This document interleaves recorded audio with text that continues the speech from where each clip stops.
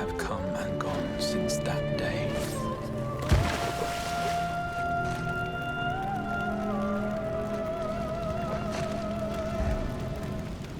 How many years have I waited for this moment?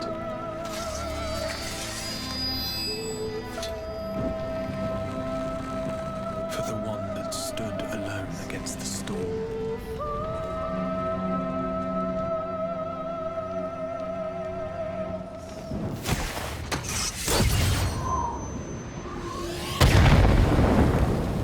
For the one they called.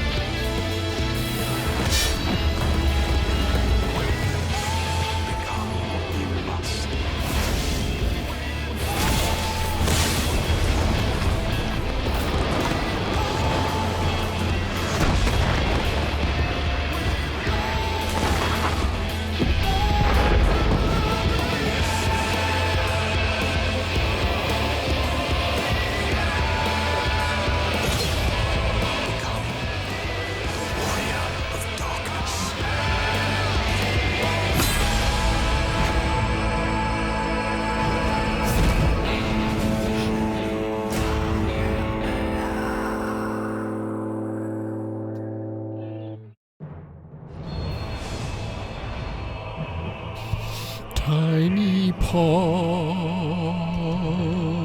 tiny paws, paws, tiny paws. I don't know what he's saying. Sounds like tiny paws. Pretty sure that's a beam. Boom. Alright, we're going to start some Shadowbringers today. And that's about all I got for you. Start. Boom. Hello?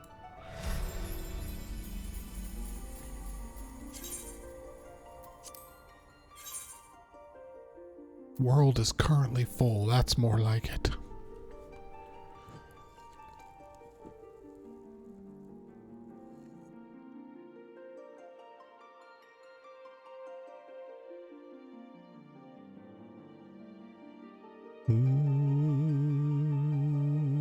Tiny paws. I think it's shining hope is what he's actually saying. Tiny paws is so much better.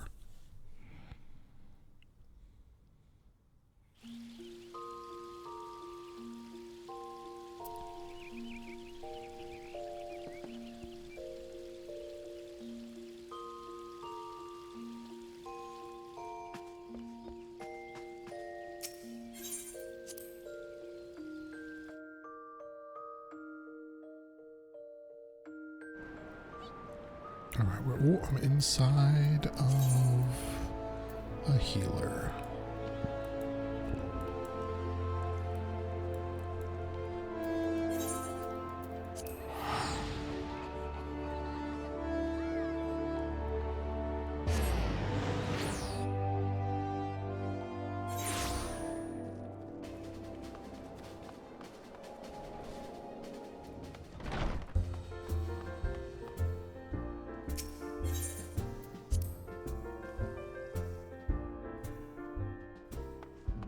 Tataru, you're like the only person still alive.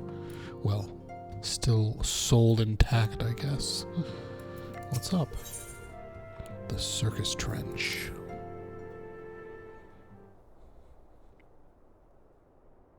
Good news, Bani. Good news, everyone. We've had a stroke of luck in our search for the beacon. Apparently, our colleagues have stumbled across a hidden path leading down into the hollows around the base of the Crystal Tower. A path I doubt we'd ever have found had the Ironworks and the Suns not added their numbers to the party.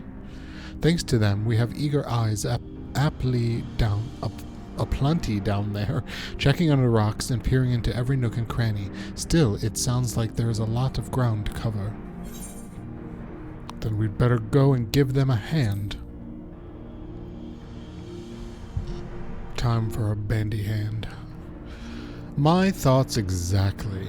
The sooner we find this beacon, the sooner you can travel to wherever it is this mysterious voice is coming from. And the sooner we can work on how to help our friends. We have to find a way to wake them up, and before the Empire comes calling again, meaning we have no time to lose. There's a boat in North Silver Tier waiting to ferry people to the site, so let's be on our way.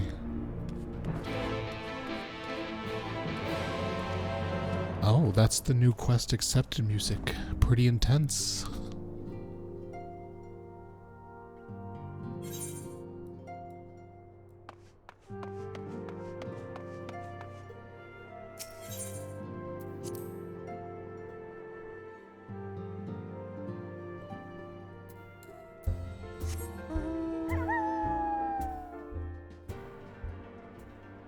See, I think I vaguely remember where Silver Tier is.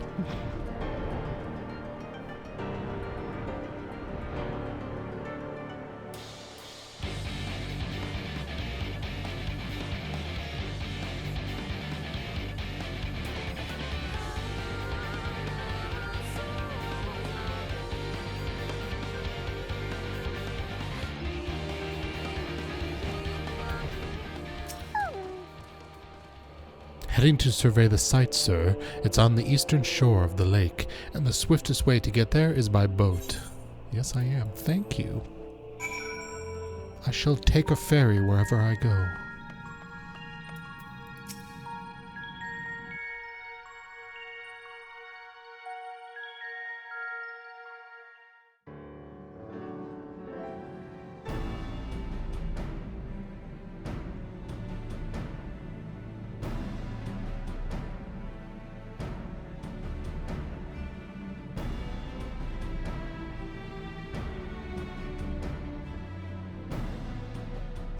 Look how many people there are! Should we get to it then? Pick up anything that seems the least bit device-like, and we'll make ourselves a pile. Well, if it isn't the hero of the hour, maybe you'll change our look. We've found bugger all without you. Biggs, have you always had a voice? I don't remember. Biggs! Wedge!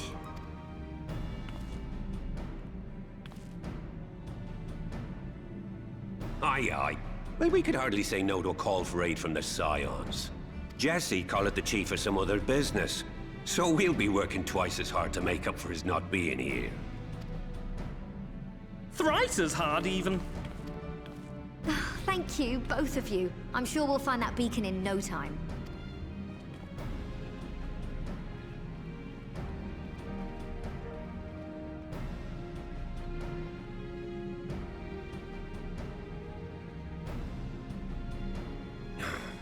I'm not seeing anything out here. Do you reckon you could squeeze in there, Wedge? And get stuck halfway? No, thank you. I could try if you like. We're literally the same Tataru, size. No! We couldn't ask you to do that. Oh, I'll be fine. This receptionist is not afraid to get her hands dirty.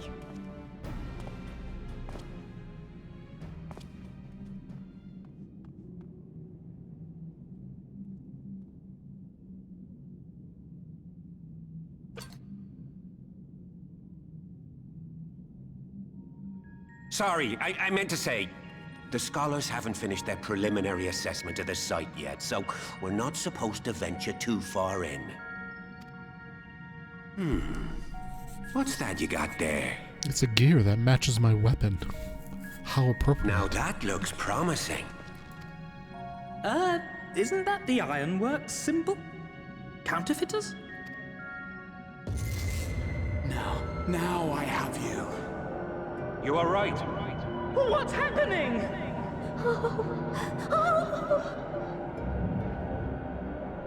Stay with me. Focus on my voice. Hey, Let Susie. expanse contract. Eon become instant. Wait, this must be it. The device. Oh, this is supposed to happen. Throw wide the gates that we may pass. Oh, safe journey, warrior of light. Find our friends and bring them home.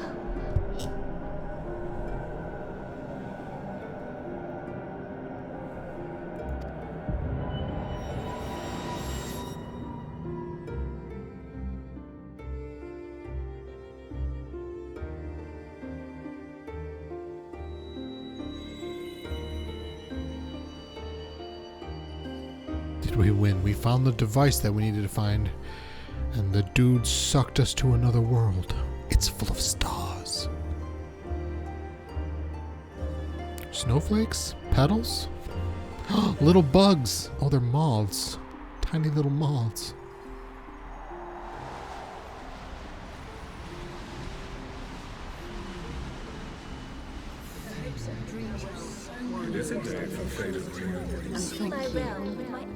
The dawn's light will shine again. Oh, do not look at me so. Oh, Chiffon. There's no freedom in that! This is one battle you cannot fight. Away with you. I must say, your spirited accounts always comes welcome. We did everything right. Everything that was asked of us, and still it came to this.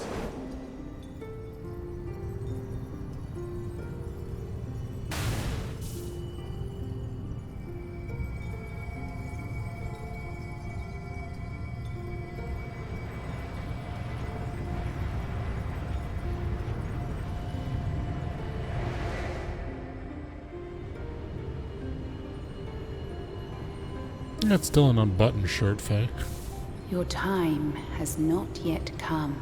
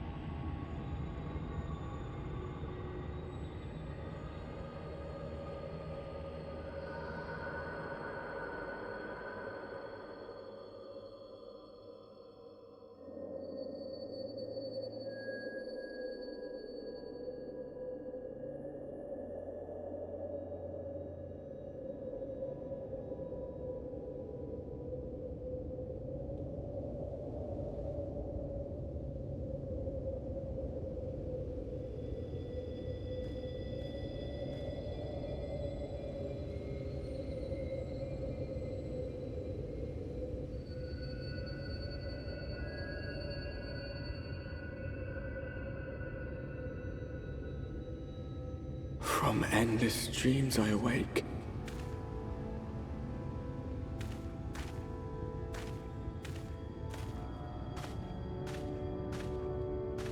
Something vague, yet urgent, calls me to action once more.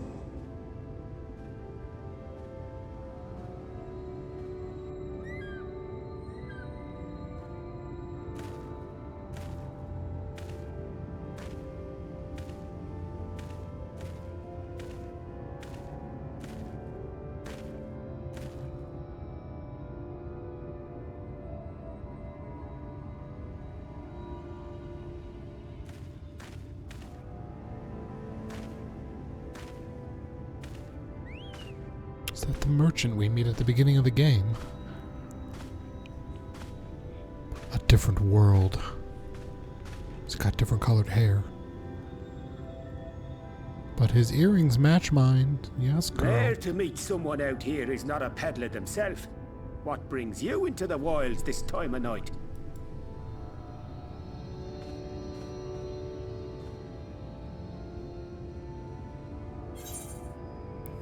What do you mean this time of night?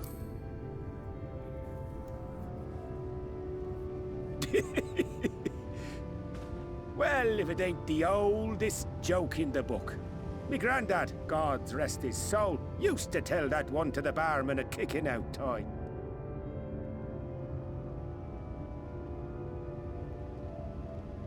And when, pray tell, did we last have a dark night? You rotten old drunk, yet he'd reply. Yeah.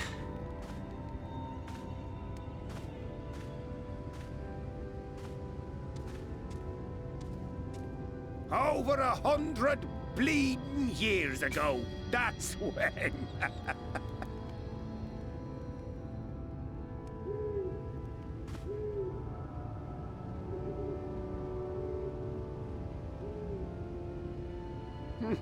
You got that look down to a T.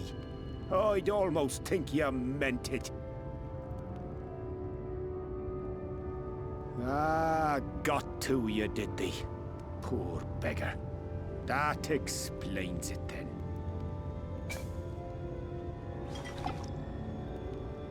Free stranger booze. Yeah, that's a good turn down.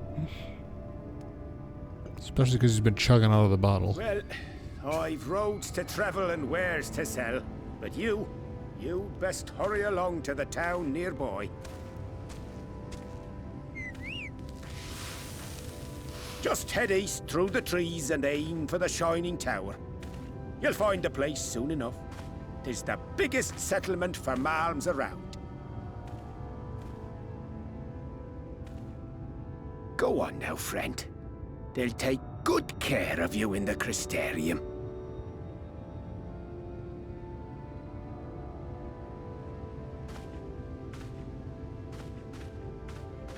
So there's some sort of Final Fantasy X, you got too close to sin and that's why your memory's all screwed up excuse going on in this world.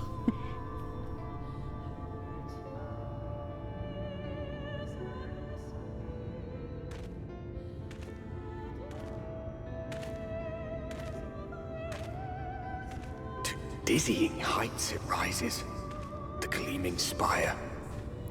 Its tip threatening to pierce the blinding canopy. Piercing tips. There, it will all begin anew. Between dark and light. The pure and the corrupt. The one true struggle.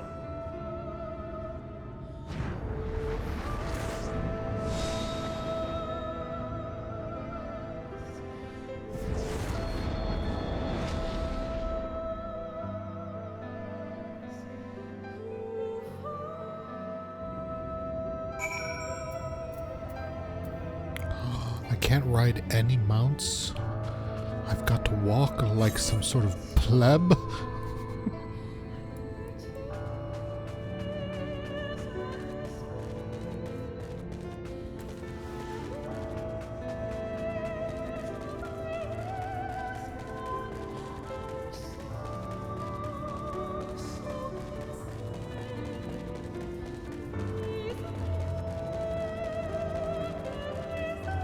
Well, it sucks that they're trapped in eternal daylight, but it is pretty here.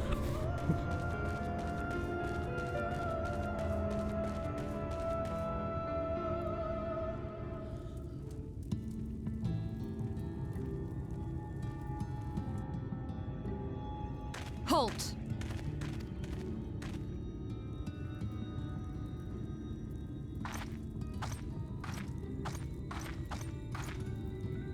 Every face in this city I know. Yours, I do not. This is the threshold of the Crystarium, stranger, and I am its gatekeeper. If you would enter, you will answer my questions.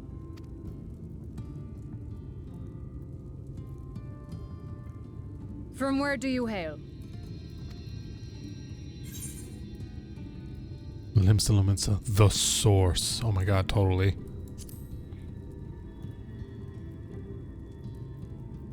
The source? What is this cryptic nonsense? Had you given me an honest answer, I would not have barred your way. We care little here for a person's place of origin. But instead, you chose concealment. And I will not suffer you to pass. Oh, she's gonna dance me to death. Oh no, she's dancing an angel to death.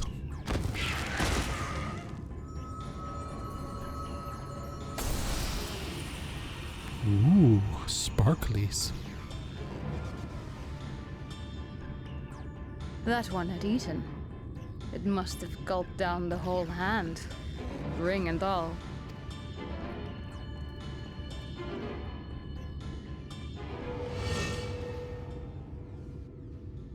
No, it ate our friend.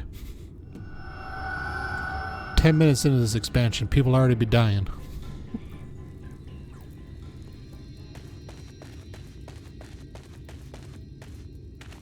Everything all right, Captain?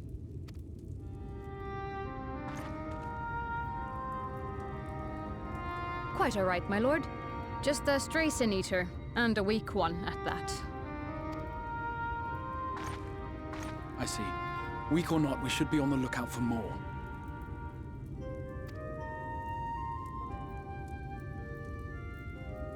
But I see you've met my guest. I will escort him to the Crystarium myself, if you've no objections. Another of your mysterious friends, is it? I should have known. Very well. I'll inform the others your guest is to be given the run of the city.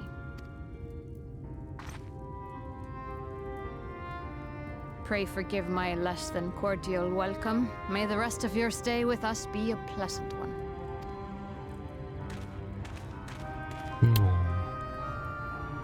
Come with me. I will answer whatever questions you have when we are somewhere more private.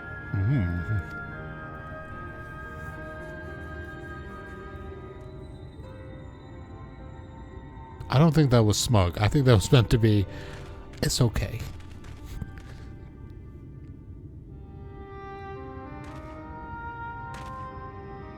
Right then, before we plunge into the wheres and wherefores, let me first thank you for answering my summons. I had intended to bring you directly to my personal quarters, but I fear my aim was slightly off. That you are still able to make the crossing unharmed is a great relief. And so, we come to the question of where. The realm in which you now find yourself belongs to one of the 13 reflections, or shards. The first, to be precise, even if its inhabitants are largely oblivious to the fact. As to wherefore, having been awarded the rather grandiose title of Crystal Exarch, I, in my capacity as caretaker of the Crystarium, thought to seek the aid of you and your companions.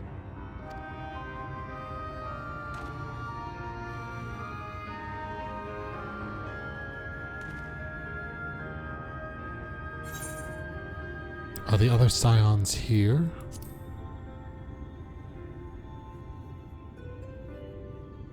Ah, that is a question with no simple answer.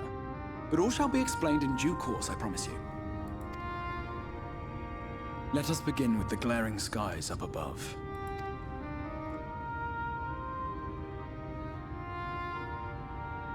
Here in the first, the world has been all but consumed by primordial light. Yeah, that's fascinating. You mentioned your bedroom.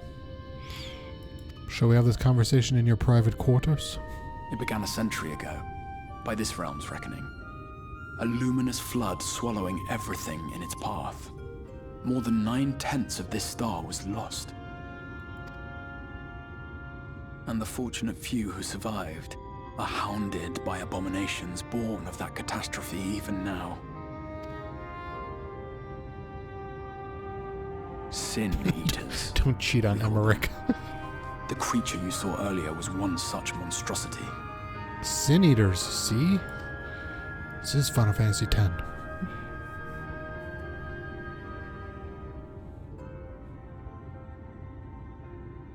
It was to save the first from this menace that I learned to bridge the rift between worlds. That I might call upon the aid of the greatest of heroes. Though it meant depriving a world of its champion, I had to try, for in saving the first, you would bring salvation to the source as well.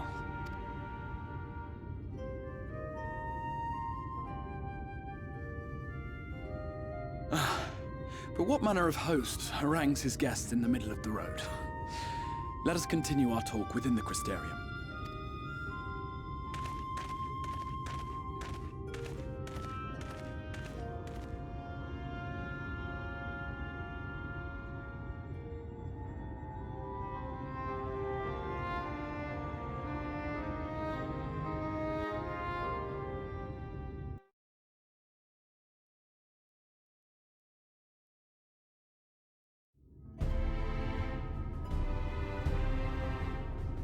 That is a fucking huge bridge.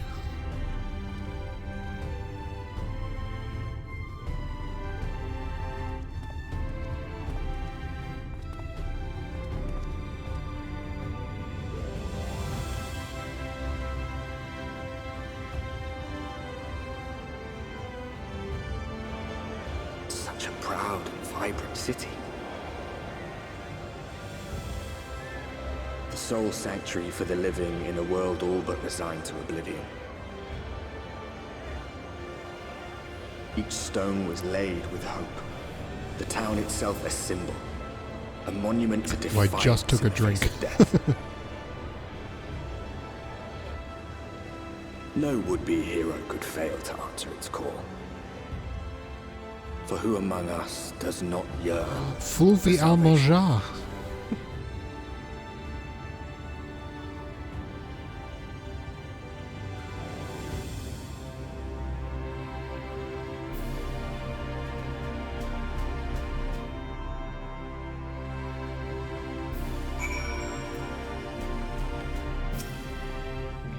Here we are. Welcome, my friend, to the Crystarium. Ooh, and I get free shit. Ooh, a weapon coffer.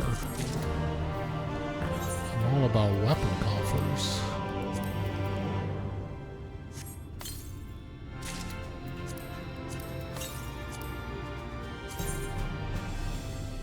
It's boring. We'll sell that for parts.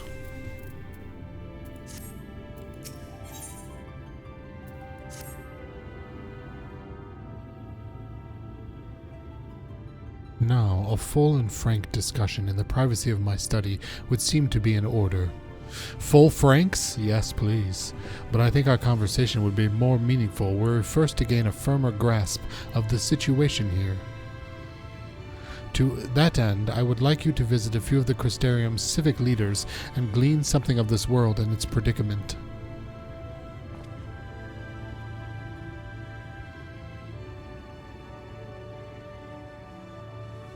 As you can see, this path will take you directly to the Aetheryte, a convenience with which I am sure you are only too familiar. Bring the rightful object of your summoning spell, you should in theory be able to reach all the way back along your etheric trail and find a connection in the source, believe it or not.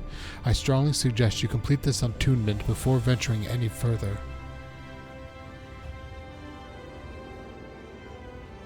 After you have done so, walk up the stairs next to the Aetheryte and head to the left to arrive in the Crystalline Mean. This is where you'll find our collective of crafters and gatherers, as well as their spokeswoman, Catullus, one of the people I should like you to meet.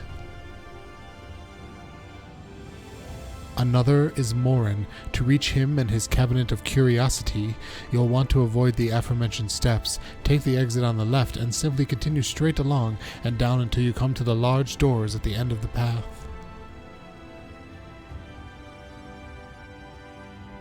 The third and final person I should like you to meet is Bragi, our man in charge of trade and distribution. He is to be found in the markets, which you can access from the opposite side of the Aetheryte Plaza.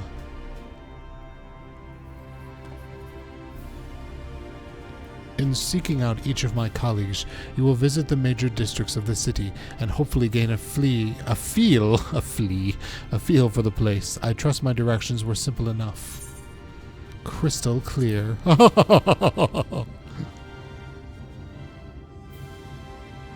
Very good. I concede the layout of the Crystarium owes more to historic necessity than planning, but I'm sure you'll learn its twists and turns before long. In all honesty, the true challenge may be in finding the right way to approach its citizens. As you discovered during your encounter with the captain, the people of this world are unaware of the existence of other stars, and will struggle to accept the truth of your origin. That being the case, when they ask whence you hail, as they inevitably will, I suggest you claim to share a homeland with the Crystal Exarch. There is an unspoken rule here about peering too deeply into that particular mystery. When you've finished making the rounds, pray meet me in the large courtyard at the center of town. Until then. Just gonna leave me on my lonesome?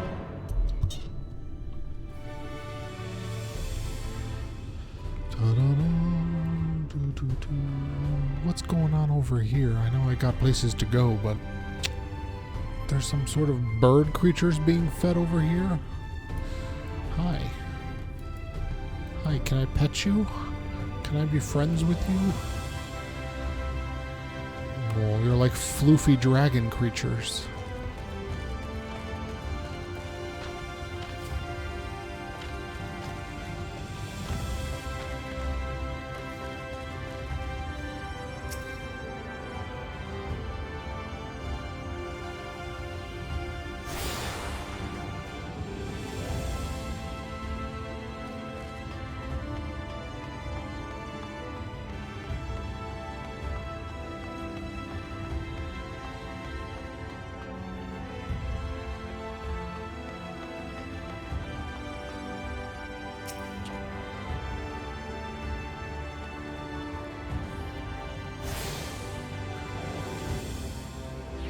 By focusing your senses, you detect the flow of a vastly distant currents of aether. Your connection to these energies is faint but stable, and should allow transportation to aetherites in the source. Well, alright then.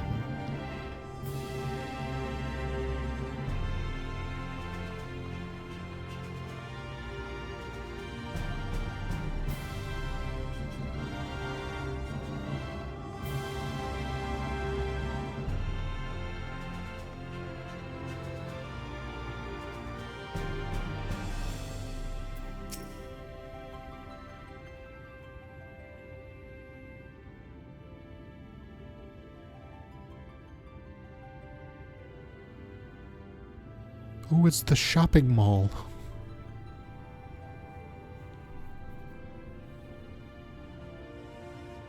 New to the city, friend. The spinning head and wide eyes give you away. A real-life furry! Welcome, my name is Bragi, and I'm the master of these markets. They gave the distinct another official title, but I'm not in the habit of using it, too florid by half. In any case, our merchants stock a range of equipment for mistals such as yourself, so finding something in your size shouldn't be a problem. I'm sorry, did you say mistal?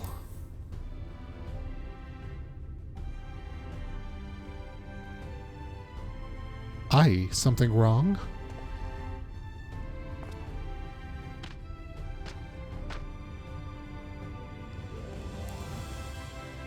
Let's see if we can straighten this out. See those two in front of us? The shorter one is a Hume, and the taller one is an elf. That sturdy individual over there is a Gulgent, whilst the one with the horns is a Dran. And then you have the large, scaly chaps with long tails and knack for raising livestock. Those would be the Zune.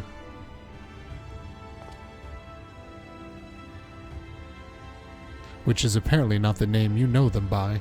Now I'm curious to know which far-flung region you hail from. Ah, the same as the Exarch, eh? Well, that explains it. You don't get much further flung than that. We've had a few of your lot pass through in recent years, and despite their obvious learning, they've floundered over the simplest things. But do not worry. Should you find yourself confused by the local language or customs, I'll be here to answer your questions. Your exchange with Bragi has taught you about the peoples of the First. But what are you called, my good friend? Hey Vanessa, what's up?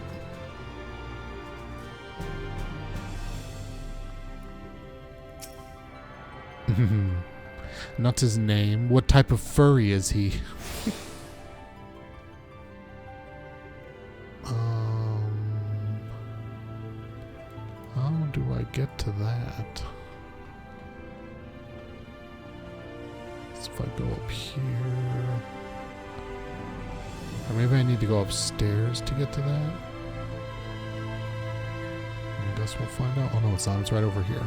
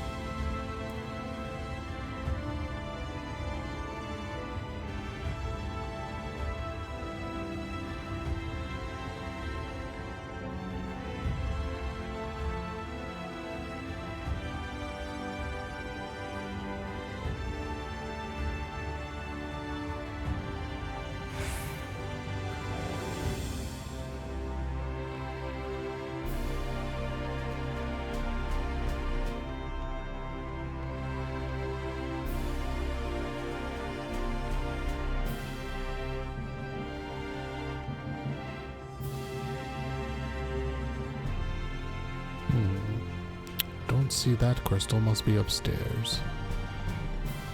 The Whispering Gallery.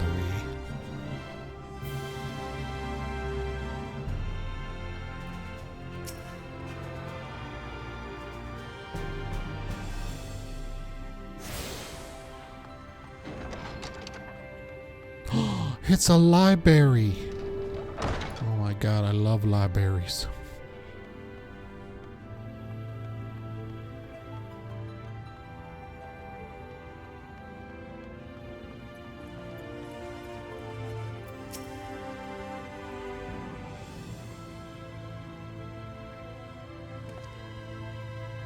Excuse me, sir. Are you recently come to the city, perchance? I'm quite familiar with our civic roles, you see, and well,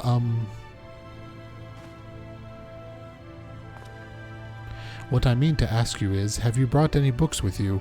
A rumpled scroll even, a scrap of scribbled on parchment. Come on, man, I just need a fix. My apologies. Literature is something of an obsession of mine, as well as a profession. Librarian Morin at your service, and this humble collection is known as the Cabinet of Curiosities.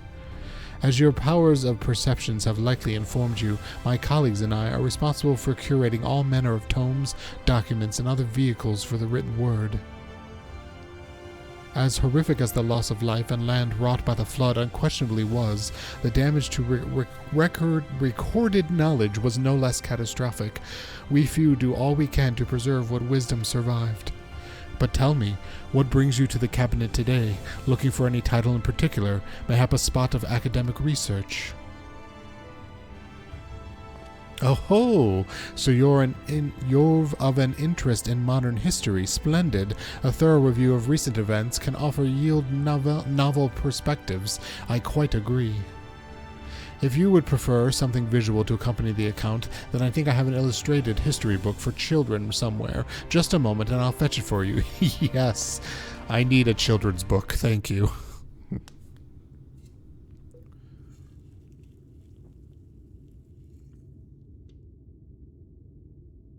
And there we are.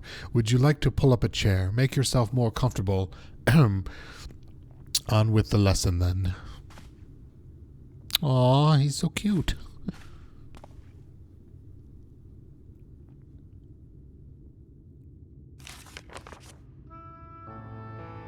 Oh, history lesson. Clear your throat, Bani. We're getting the Hyrulean lore. 100 years ago, or near enough known to matter, villains known as the Warriors of Light slew the Shadowkeeper, the Steward of Darkness. In the wake of this tainted deed, light began to pour into the world as if from unseen cracks. It pooled and swelled without cease, until the day an enormous, blinding wave rose up and swept across our star. We called this calamity the Flood of Light. Everything it touched was leached of life and vigor, leaving naught behind but a luminous wasteland.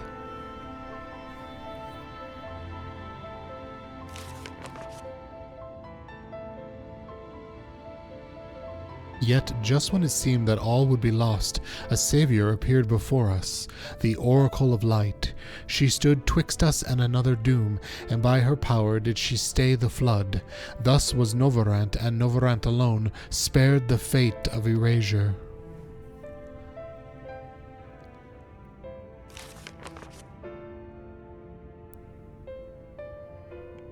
Tragedy would, however, arrive in another form. From the blasted emptiness descended horrors of strange and terrible aspect, to be bedeviled the few folks who survived. These sin-eaters were light incarnate, and their fulgent presence stole the night from Novorant's sky. Even now, the circle that remaining bastions of civilization, ever on the hunt for us, ever hungering for our flesh.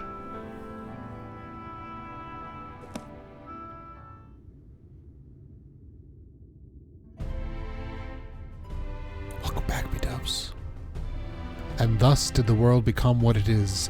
Should you ever wish to hear the tale again, I will be glad to retell it for you. Or, if you would rather I speak of the other matters, that too would be my pleasure. I should be glad of the company. Your exchange with Morin has taught you about the Flood of Light.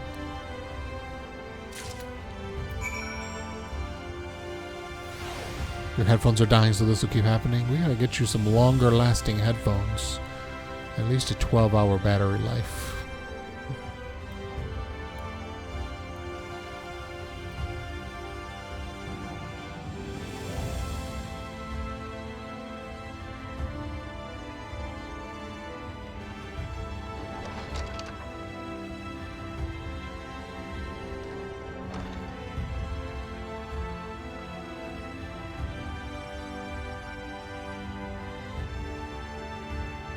There's nothing that way.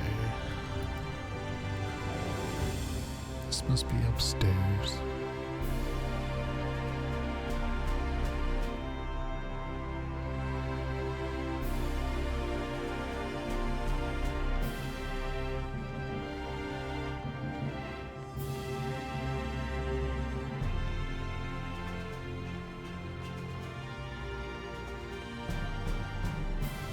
Yeah, it's a lie.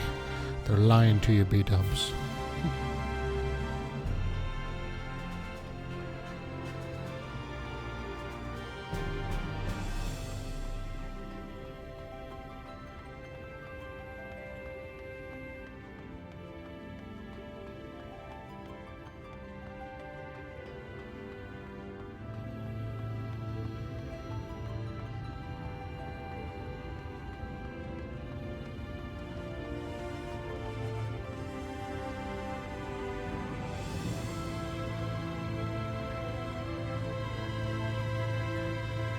Even the earbuds I used to have were only 6 hours. And that was on a good day.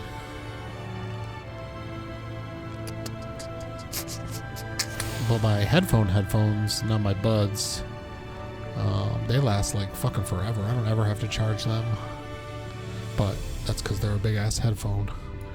Catless, before I speak with you, I would like to find this last aetherite.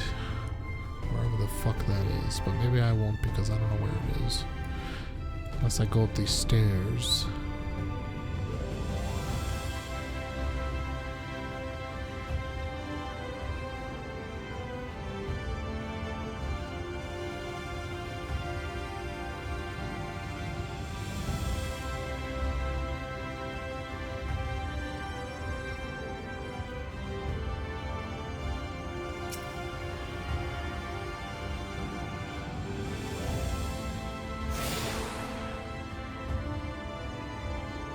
You have attuned yourself to all the aether shards in the Crystarium. Lakeland is now accessible as an aetherite destination. Sweet. Oh wait, this is not where I want to go. The land of lakes.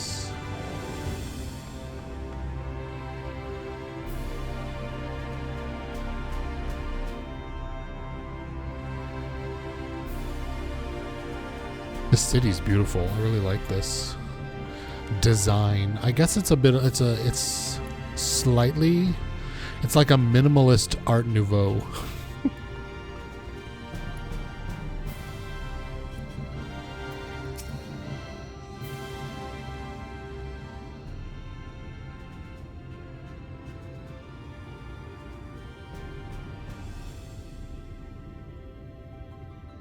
Rare to see a place so well stocked with goods, isn't it? But not here. I'm going to guess you're new to our fair city. Well, for what it's worth, you've chosen a fine sanctuary. The Exarch can throw up a barrier if the Sin Eaters come knocking, so it's a damn sight safer in here than it is out there. Safer and more civilized, too, thanks to us and the Mian. We work together to procure materials and resources and craft the goods which make city life possible. This is the place to visit if you need a coat mended or a kettle forged. Just don't go thinking it'll all be handed to you on a plate like those Elmoran layabouts. Here in the Crystarium, we work for a living. Though I see you're no stranger to honest labor, you don't have the whiff of indolence about you like some folk I've met. Still, I can't quite pin down your profession. Where is it you're from? Oh, one of the Exarch's countrymen, you say. I see. Well then, I'll think twice as hard to make you feel welcome. I'll work twice as hard. I don't know why think came into there. Our city wouldn't even exist if it weren't for him, and any friend of his is a friend of ours.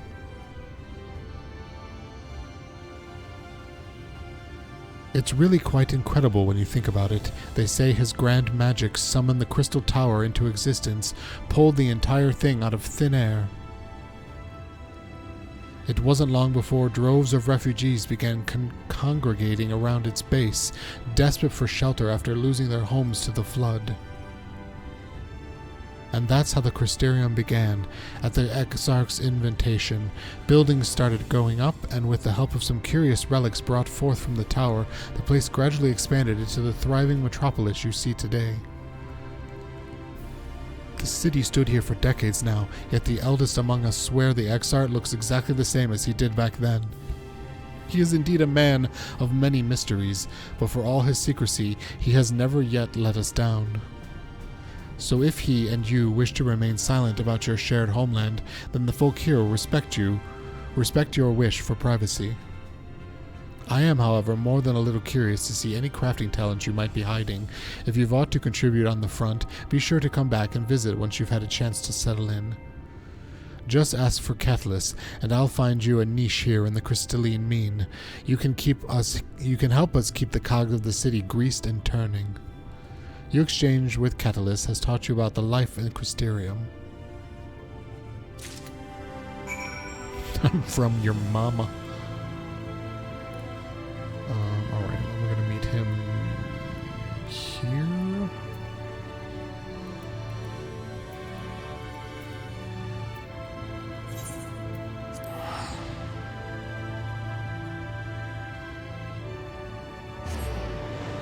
Alright, before we go talk with the Exarch again, I'm gonna take a bathroom break. My tummy's upset again. Don't know what's up with that, but I'll be right back.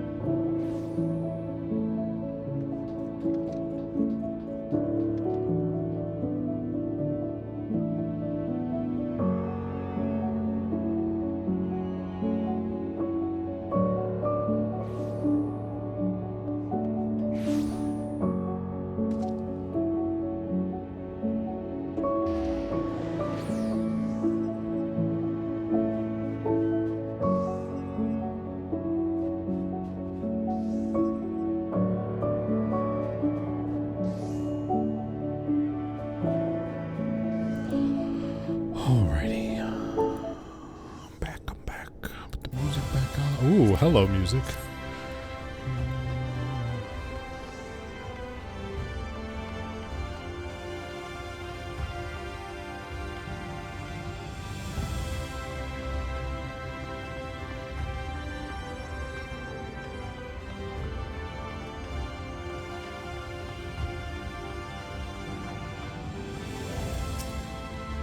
Well, how did you fare?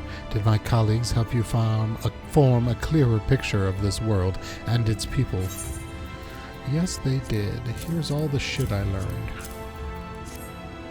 Yes, it seems you treated to a most thorough introduction. I understand it was something of a chore, but 'twas necessary that you grasp these things before we proceed. As for the Crystal Tower's origins, you may have noted that details were sparse. The structure is, in fact, the selfsame one you know from the source, transported to the first in its entirety.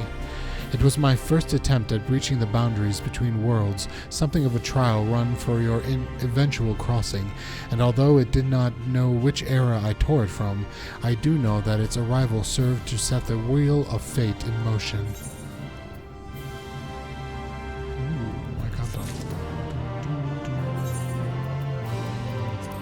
What we get here?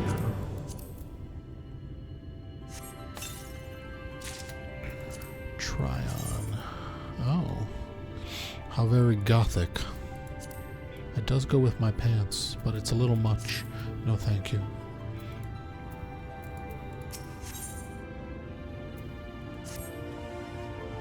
You've done as I requested, and learning something of the world in which you find yourself. Now it's time that I fulfilled my half of the bargain and explained what has befallen your comrades. That is a conversation I would rather have in the privacy of my quarters, however. I must go on ahead to the tower and organize a few things, but I shall see that the guards know to admit you. The tower gates lie open, then? Well, yes, of course. It can be opened and closed just like any other. Does that seem strange to you? I know not how the tower functioned in your time, but I assure you there is no danger of us being locked inside.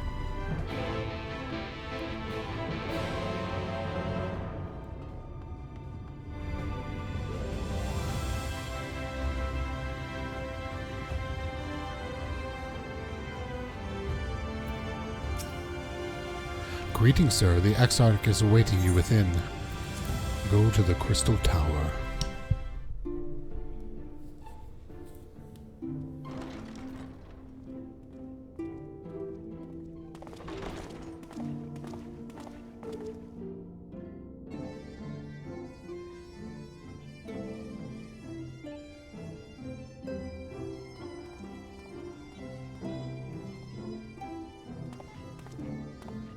Welcome to the Ocular, my private study. We can speak here without fear of being overheard. I have much to explain, but the truths which I must touch upon in doing so would cause only distress and confusion to the people of this world. Pray keep that in mind. Now, I am sure you are desperate to know the fate of your fellow Scions. To put it simply, they are here in the First. Their arrival, however, was not as recent as you may imagine. Here, time flows at a different pace from that of the Source. In the space of a single hour in your home world, an entire year might pass in the First, and the reverse could also be true. The pace fluctuates without rhyme or reason, and it cannot be predicted.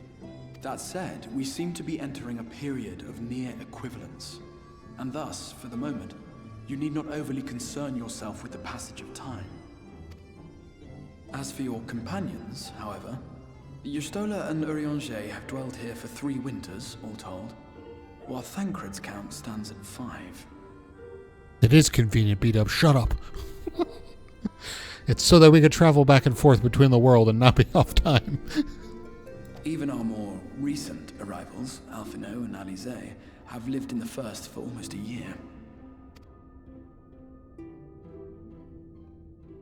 My intention had been to summon only you, but the art of reaching across worlds has proven exceedingly difficult to master. Thus it was that my fumbling hand closed upon those to whom your fate is most closely bound as well. You fumbled your hand all over my friends? The object of my summons. Fucking Thancred, always naked. Incomplete. Though they may appear to possess corporeal bodies, they are in truth merely spirits that one can see and touch. Consequently, while you yourself will be able to pass between worlds with relative freedom, they will not. Much as it grieves me, they are stranded here, unable to return.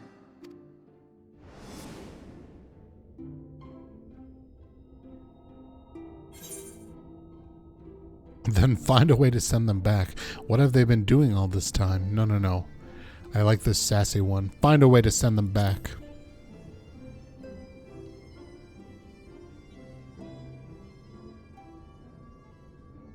We spent every waking hour searching for a way to reverse the summoning. In the beginning, at least. As you may have surmised, however, our efforts met with little success. And then we all but abandoned the endeavor once Urianger shared with us the vision he had witnessed during his journey through the rift. In that chaotic no-man's land between realms, time and space warp and blend in unexpected ways. What Urianger saw was the future. That which would one day come to pass.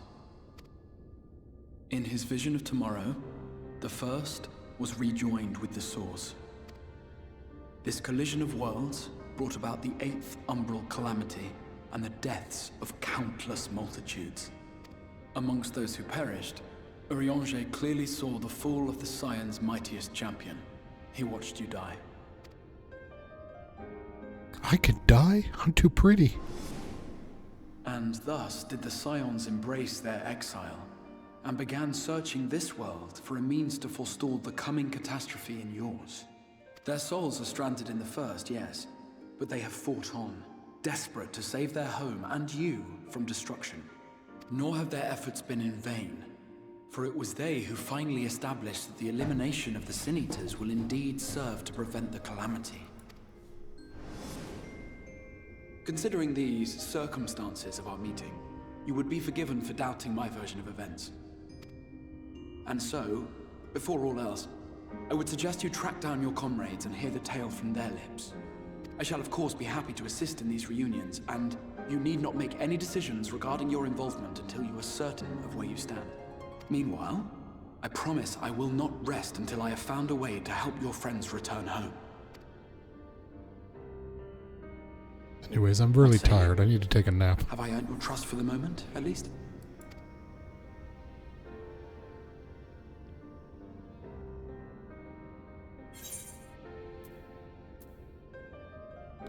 I know who you are. I don't want to say it because apparently it's supposed to be a surprise, but okay.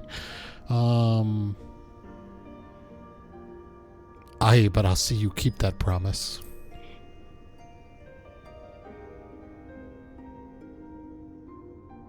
Excellent. You will not regret this. With that settled, we shall have to see about getting you ready for the road. Traveling across the rift has no doubt left you weary. I will arrange for a room where you might rest in comfort. While it's being prepared, perhaps I can show you around. Yes, show me to your room. Tell me, where are the communal showers?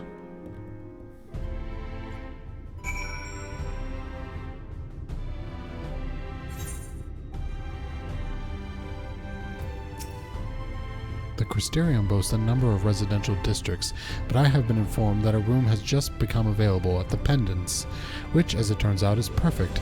Our path there will take us past the markets, and I was hoping to give you my own introduction to their wares. Come along.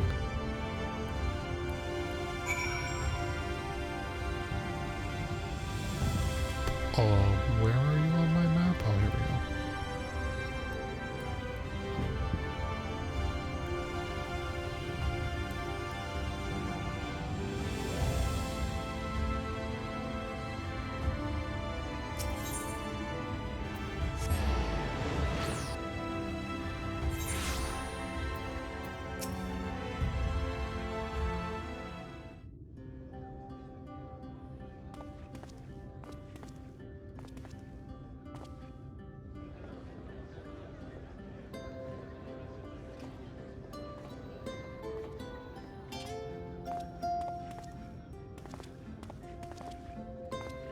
This is the Musica Universalis, the commercial heart of the Crystarium. Aught you might need to prepare for your journeys can be purchased here.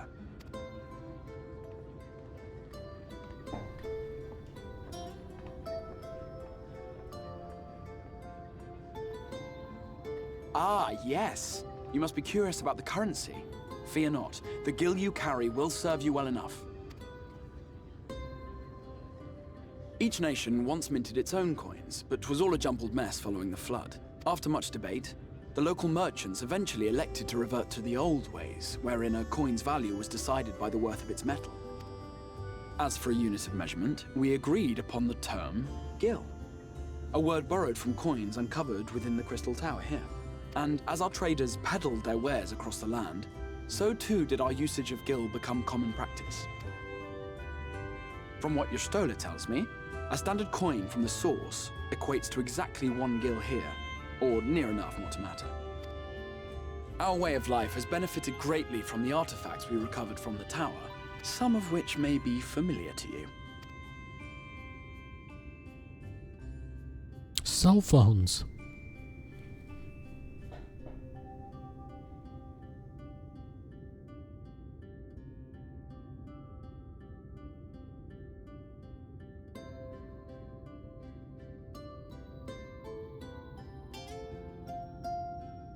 But I fear it would not be practical for us to provide everything to which you are accustomed.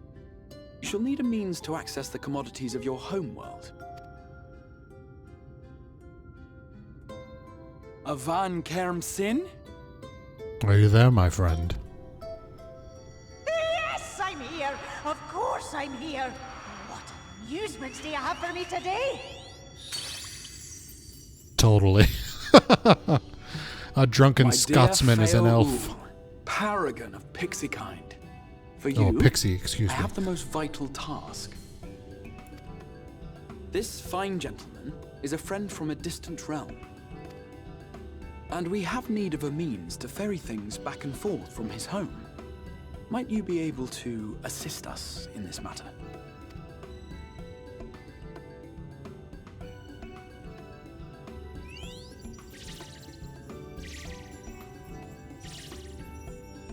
You came from beyond, didn't you? From beyond the rift? How wonderfully exciting! What a brave and reckless and marvelous thing you did! You've the heart of a pixie, you do.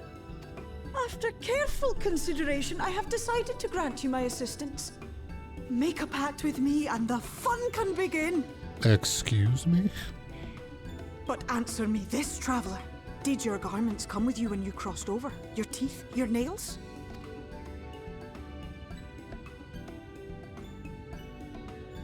Just as I thought! Then you've a good stout connection with your home through which all your belongings, great and small, may easily pass. From this moment forth I will be your Isne Fis, and you my Snay Yak. Like the branch which sprouts from the sapling, our bond will flow unbroken from one to the other. Alright, I'm not looking for anything long term. Raise your hand.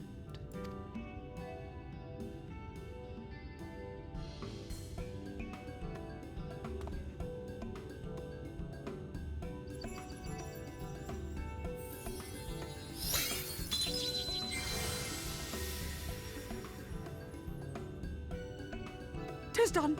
We are bound now, dearest sapling. Come then. Make your request. Tell me your desire. I wish to visit this world of yours. Mayhap a message to your friends in the source to inform them of your safe arrival. Send a message to Tataru. Consider it done.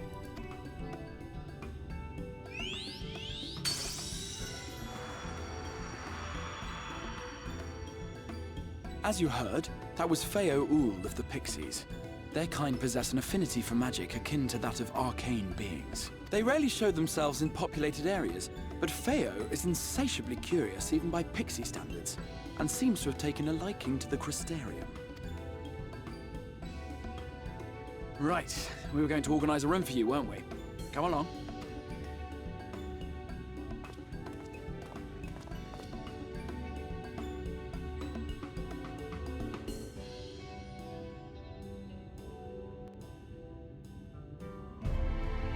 As a result of your pact with Fael Ul, you now have access to delivery moogles, market boards, and summoning bells while in the first. Convenient. But I like that they give everything a lore reason. It's appreciated. I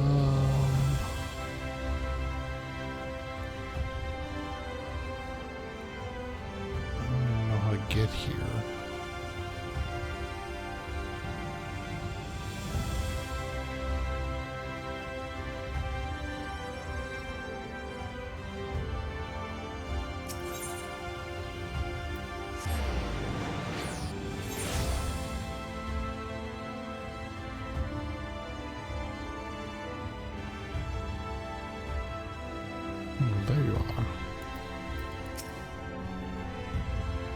Ah, there you are. I was just finalizing the matter of your accommodations. You'll have a private room here at the Pendants for the duration of your stay, to make use of it as you see fit.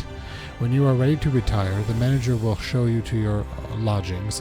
Pray, rest and recuperate, and we shall reconvene in the Oracle Nanan. I believe that covers all of the particular concerns.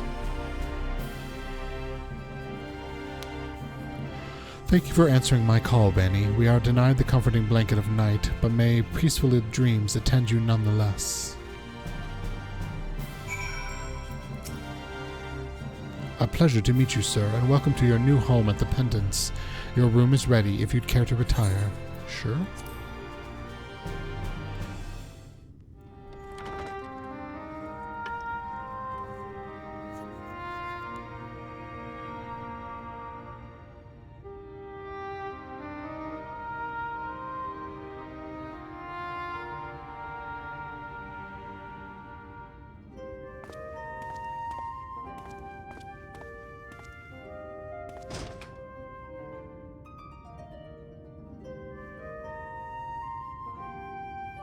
Oh no, Susie.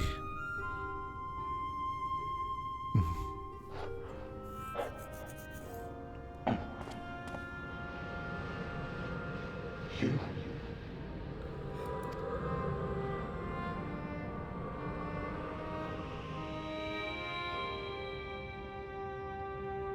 I know you. You're the warrior of light from the source.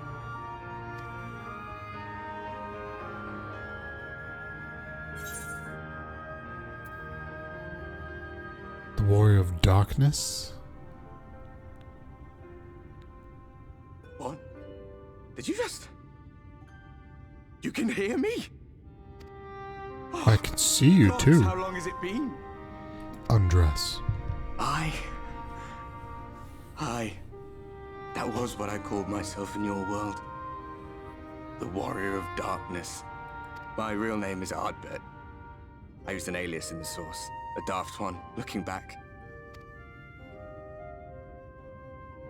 If you recall my tale, it was my comrades and I who caused the flood. We thought our home doomed. And so we listened to the Ascians. Let them guide us to the source, and tried to hasten their goddamned ardor. I remember when we fell, defeated by you and yours. I remember our audience with Minfilia, how she listened to our pleas and returned our souls to the First.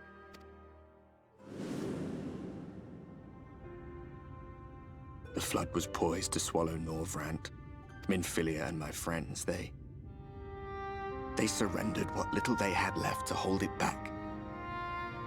Just faded away, leaving me to bear witness. Oh, my sad eyes. Tell me, do you know the year? How much time has passed since we caused the flood?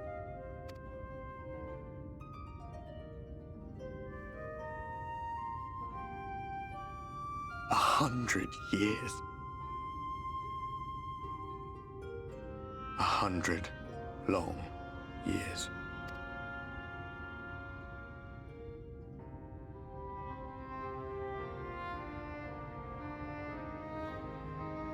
That is a huge apple. Jesus.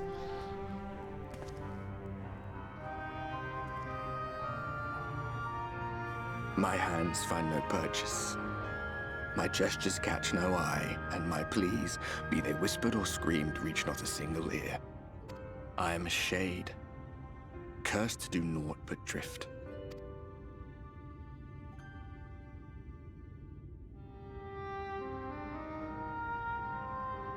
I feel as if I've been walking forever. I hardly noticed when my mind and body began to fray at the edges. Then bang! My senses were sharp again. I felt like a fish being reeled in, and before I knew it, I found myself in this room. Why is it that you can see me? What are you even doing here, come to that? Hopefully you.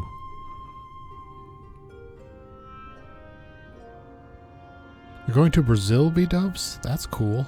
When are you doing that? You were summoned to save the First. A waste of time. This world is beyond saving, like those who try to save it.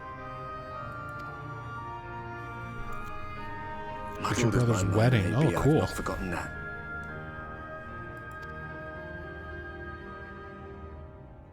But if fate has brought me to you, the one person in this God's forsaken world who can see and hear me, then perhaps there is a reason I endured. If I can find out why I was left behind, then maybe I can bring this journey of mine to an end. Well, I'll be watching, Warrior of Light. But do me a favor. Be careful out there. This world has had its fill of heroes.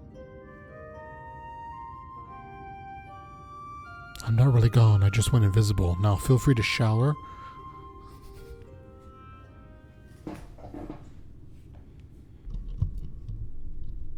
Yeah, that makes sense, B-dubs. I sleep so perfectly.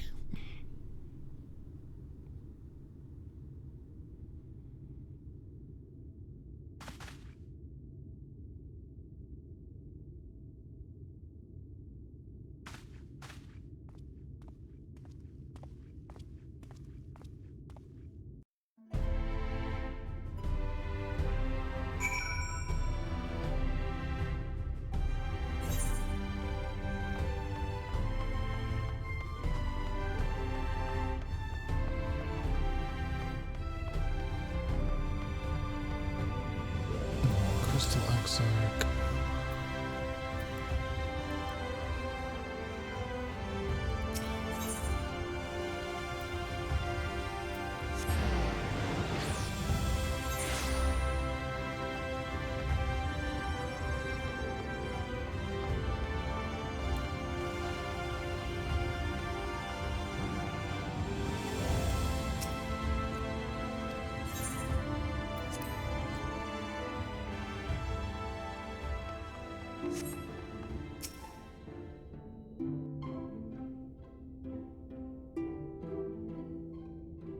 Ah, how did you find your new quarters?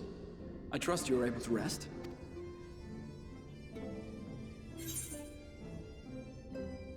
I had a ghostly visitor. I was not aware the room was haunted, and you were rather tired. Well, should you receive another visitation, be sure to let me know. Now, let us return to the subject of the Scion's whereabouts.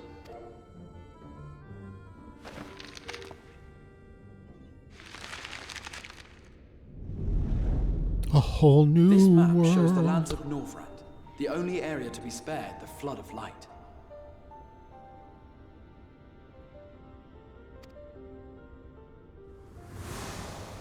The Crystarium is here, in the region known as Lakeland. No shit.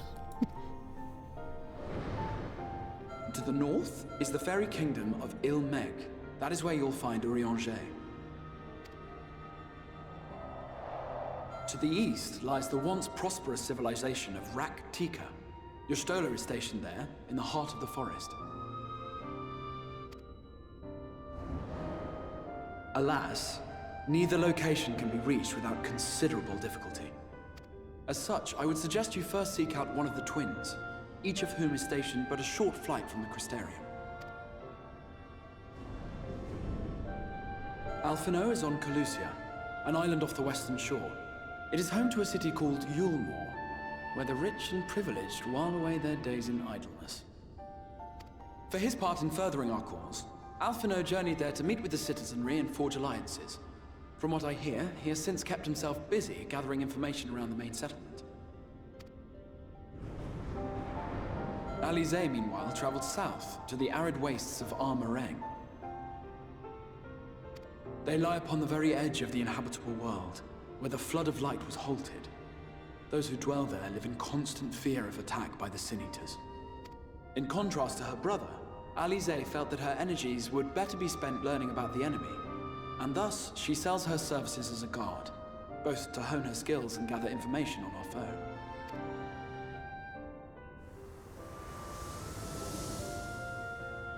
And this concludes our PowerPoint presentation for Shadowbringers. So, will it be Calicia or Armoraine? It matters not which you choose to visit first. Does it not matter? Simply inform me once you have made your decision, and I will see to it that you are provided with a suitable mount. Ah, but you must be wondering about Thancred. He has taken up with a new companion, and is presently engaged as a wandering hunter of Sin Eaters. Of course Thancred has taken up with a new companion. Horny devil. Being ever on the move, his whereabouts are often difficult to ascertain, but I am certain your paths will cross ere long.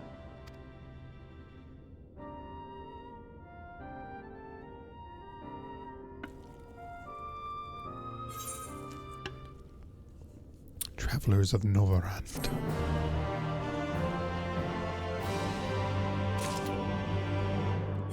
Yeah, maybe all these clothes I've been collecting are for Thancred. Because they sure ain't for me, they're ugly as sin.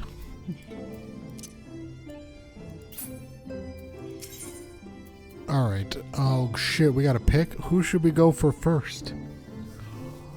Alfino we haven't seen in the longest, because he went missing during Stormblood. And Alize we spent a lot of time with recently.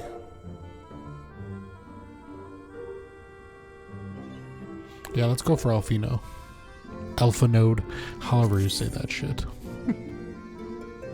The Crystal Exarch is eager for you to meet with Alphanode. Accept. You will visit Alphanode in Colossia. Oh, you just said this, but I have no idea how you said it. Colossia, then. Excellent. As I mentioned, your destination is an island off to the west coast. Should you need a mount capable of making the journey, here's a letter of introduction, presented to Zem de Jemai, the Master of Beasts at Temenoso's Rookery, and he will take care of you. When you see Alphino, be sure to pass on my warmest regards. Okay.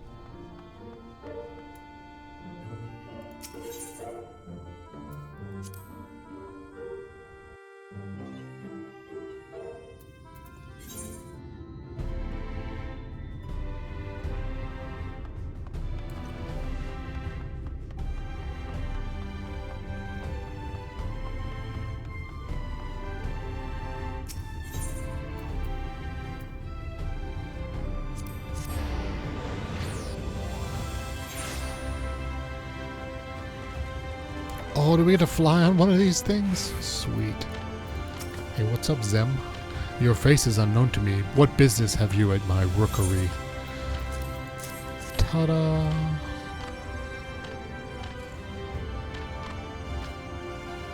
Signed by the Exarch, no less. Yes, I can provide you with an Amaro for passage to Colossia. I will pick you out a friendly whelp. An Amaro, you say? That's right, mounts like my grey friend over there are a common sight in these parts, but I gather you hail from a further afield, more accustomed to chocobos perchance. I hear there are a few places where they ride little else. Seeing as you are plainly accustomed to riding Amaro, I think it best I accompany you on your first flight myself. Any Zune worthy of the name could do it, of course, but the Exarch sent you to me. Ensuring you arrive safely is my responsibility. Gather your things and meet me at the Amaro launch. One of the junior tamers will attend to you while I ready the mounts.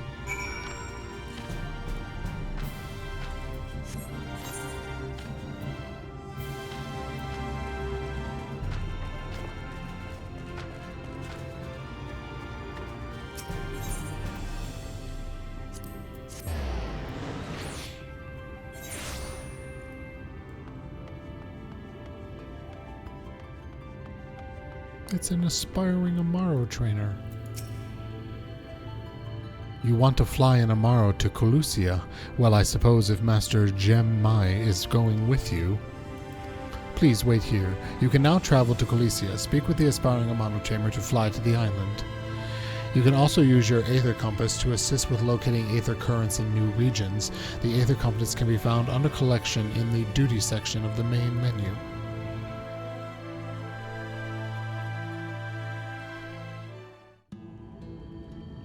The whistling breeze, mute. The pounding surf, frozen. Time itself takes a breath. At light's edge, all is perfectly still. The world captured in a painting, locked in a moment. Music, faint and fleeting, drifts coastward on the lifeless air. And in the distance, beyond the broken earth, a city beckons. It looks like Yoshitaka Amano's painting for Final Fantasy VI. Which is cool.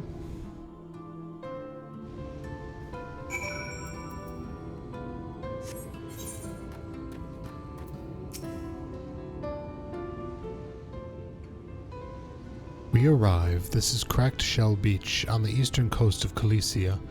You should be safe here for the present. Compared to the mainland, Sin Eater's attacks are far less prevalent, and the native beasts are not any more dangerous than elsewhere. It is the people you should be wary of.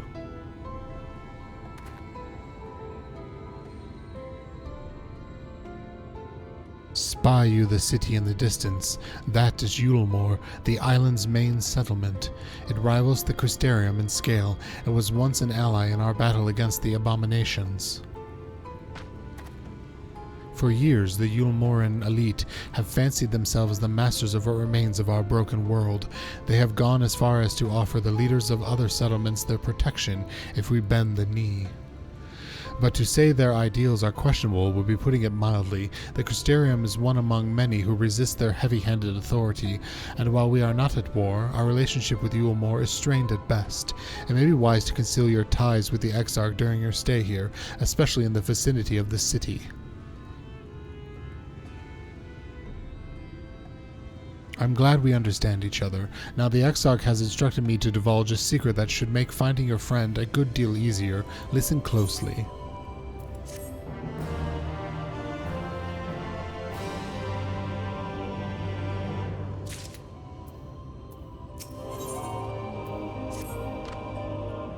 If you head south along the coast, you will eventually come to a fisherman's shack. A friend of the Crystarium lives there, a man who goes by the name of Eivor. Eivor keeps an eye on everything that happens in Colusia, and will be able to point you in the right direction. Just hand him a sprig of thyme, and that will let him know you can be trusted. Here, this should be enough. Find your friend. I will stay here with the Amora until you are ready to return.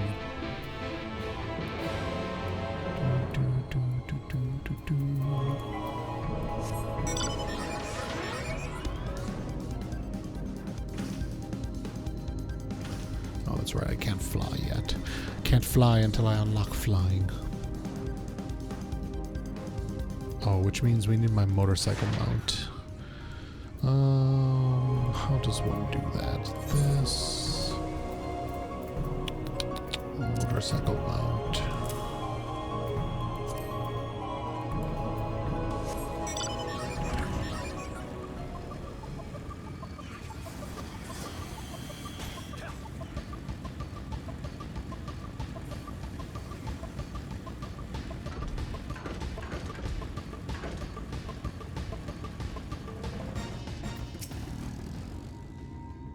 What you after? Fish? Crab? Think I've got an eel in a barrel somewhere if you're taste for them. Oh, good God, yes. Eel is fucking delicious. Oh, I do love a bit of thyme. Chuck some in the pan, and it's like a bloody festival of flavor. Now, what is it I can do for you? Can't say as there's been any major upset to report these past few weeks. Aylmore's richer than all of Novigrand put together, but it's a different story for them as lives outside the city. Most spend every waking moment just trying to stay alive, which makes your friend's dedication to helping others stand out all the more.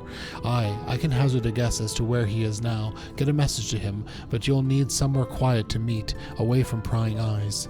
Make for Stilltide, that's the fishing village just up the path there. You're looking for a rundown excuse for a tavern that locals call the Leaky Keel.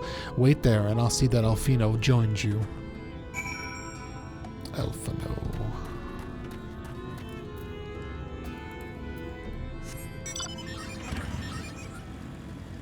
Be right back on messing things up. Oh no. Sewing things?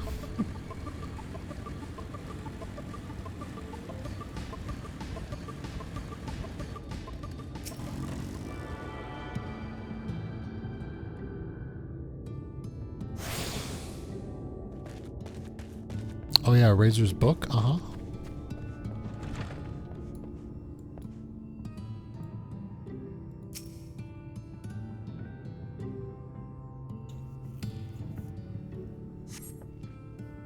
This your first time in a tavern. It's customary to buy a drink if you mean to loiter.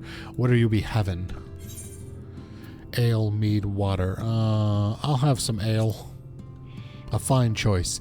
And what will you be paying with? Well now, those are exotic. Where did you come by coins like that? I'm sorry, dear, I don't doubt they have value, but I don't have a touchstone to test their purity, and I'm not good to be begging for one from the neighbors, so we'll just have to come to some other arrangement. Ah, here's an idea. There's a common to the north where we grow our vegetables, but lately the pests have been eating more of them than we have. What do you say to a bit of extermination work? I want you to squash any vermin you find, then visit the caretaker and give him an earful from me for sleeping on the job. He'll be in the old silo next to the fence, snoring, like it's or not. Do that for me, and you can laze about here as long as you like. Oh goody. Chores.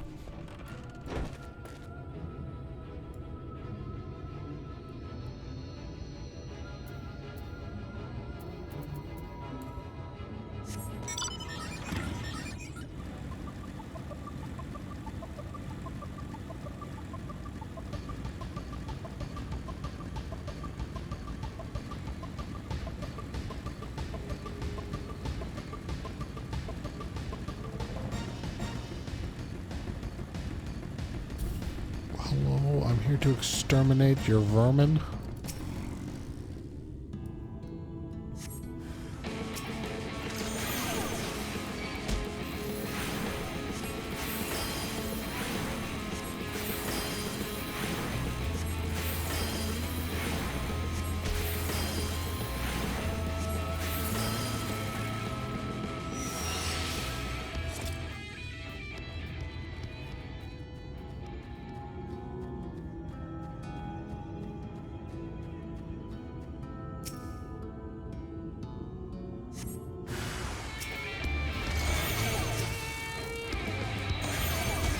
Wait a minute. Where's Goatraw? There he is. Get to work, buddy.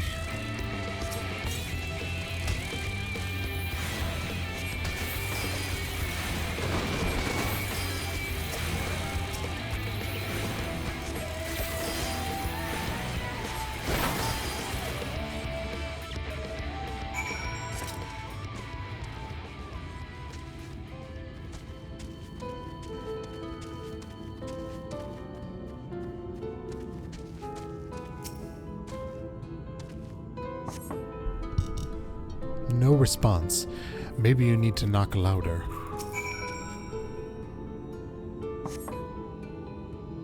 No response. Perhaps the occupant is hard of hearing.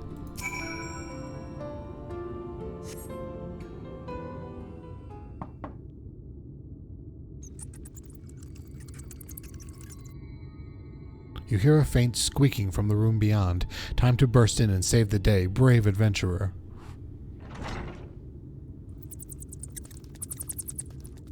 No one is home, and judging by the lack of furniture, there haven't been for some time. The gnawed scraps of vegetables on the floor suggest rats have taken up residence in their absence. Well, that's surprising. Does the barkeep know about this?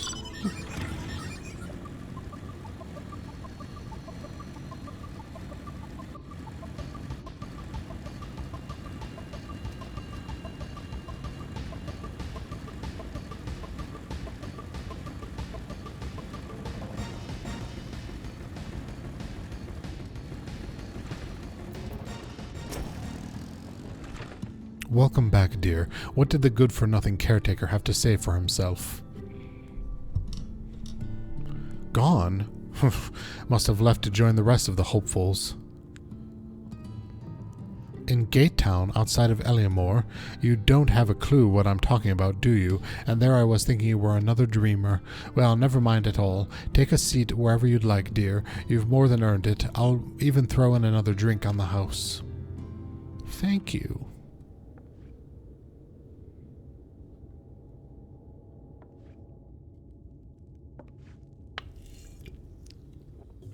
You had gin? I didn't know you had gin. That wasn't an option. And how is business today, Mistress Theva? Alphino. Oh, frenetic. Look, I have a new customer.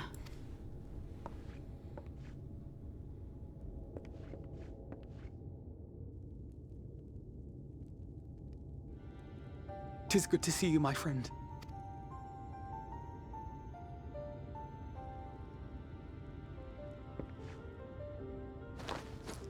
The barley seeds you wanted.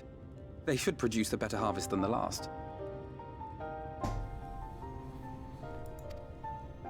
What, just like that?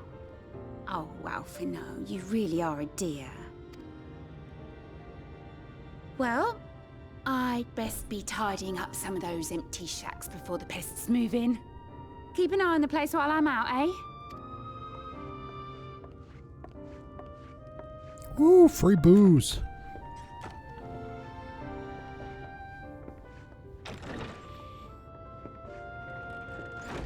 It seems an age since last we spoke. Not since the prisoner exchange in Doma. And Yotsu. It has been even longer for me, of course, if you count the days I've spent here. But the time has only added to the relief I feel seeing you safe and well. Oh, I could just suck you. I mean, me? I was more worried about you. We thought we'd lost you.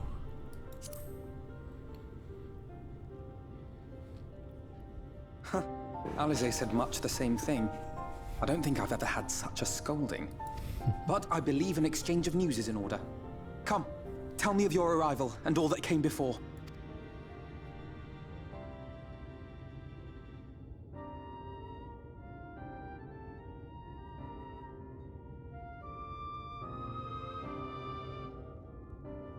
I see. Both the Exarch and Alize told me what they knew of events, but I had stubbornly clung on to the hope that all-out war might yet be avoidable. And poor Tataru. She must be sick with worry. We must endeavor to return as soon as we may. It would be nice to bring her good tidings for a change.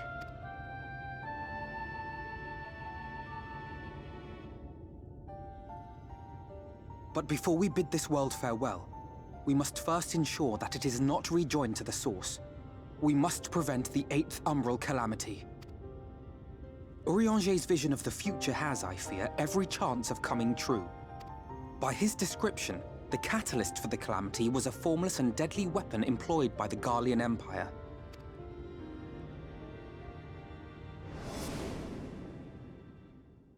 Which can only mean one thing. Black Rose. Gaius was telling you the truth.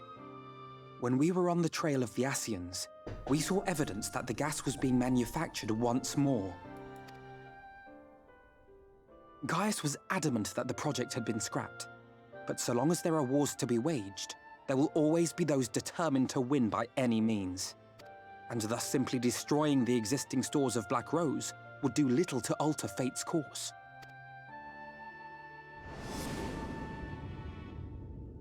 In that sense, our involuntary journey here to the First was something of a boon. Together with the Exarch, we've developed a theory as to how we believe the rejoining will be set in motion. I am sure Urianger himself will cover the subject in more detail. But I can tell you the process requires that both worlds, the Source and the First, be facing an existential threat. One being Sin Eaters, of course. They are a menace that I would dearly love to remove, and not just to avert a calamity. I may be a stranger to this world, but I will not stand idly by and let innocent people be slaughtered. That is what brought me to the gates of Yulmore. Ignoring its pretensions as a kind of capital city to what remains of the world, it is nonetheless a center of power and authority. If any solutions are to be found, I believe our search should begin there. What say you, old friend? Hungry for another adventure? Mostly I'm just hungry. Shall we get snackums?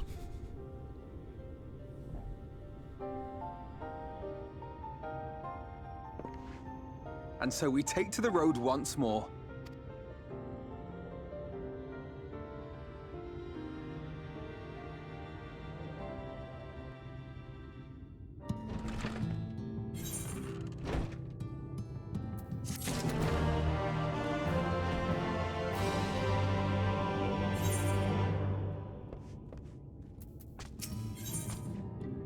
Open arms, closed gate. Assuming you have no objections, let us make our way directly to the city outskirts. If we time our arrival just right, you may be lucky enough to see why I have yet to set foot in Yulmore, despite my best efforts to do so.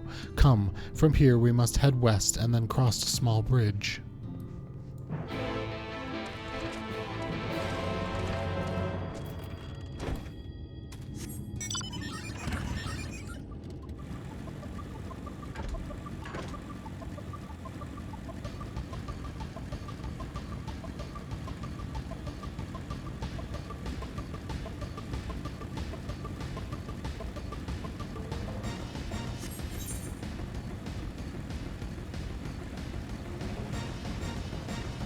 Oh, look at this chameleon. Iguana? That's a chameleon.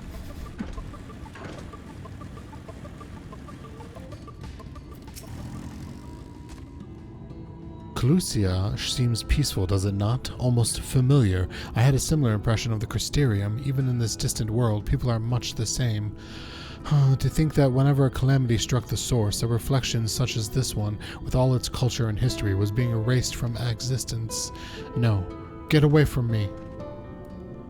Over there. Quickly, someone's in trouble.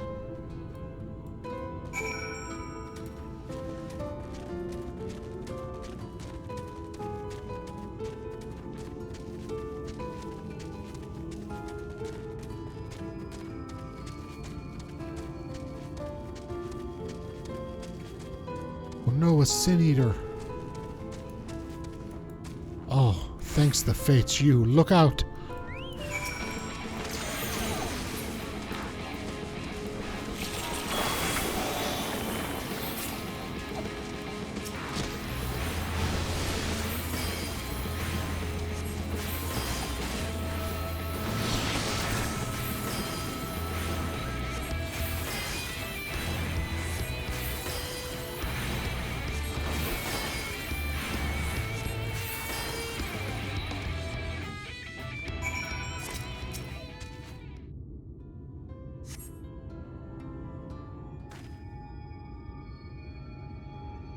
My poor heart. Thank you, young sir. Ah, there you are. In my haste I lost my bearings, but I see you have the situation well in hand. Find work. Are you all right, madam? Just a few bruises from when I fell, nothing compared to what was in store for me before this brave soul came to my rescue. I honestly thought I was done for. My feet are not as swift as they once were, and I knew there was no one left to hear me scream. Not that I let that stop me. I should probably leave my house behind the queue up outside Elmore for the rest of them. Doubt those fancy lords and ladies would welcome an old crone like me. Still, even a shack near the gates has to be safer than staying here. One would hope. Either way, I suggest you avoid wandering alone. Let us make the Sin Eater's task an easier. Thank you again. You saved my life. Now I'm sure a strapping lad like you has little to fear, but I wouldn't linger long in this place. There's naught to be had but cobwebs and memories.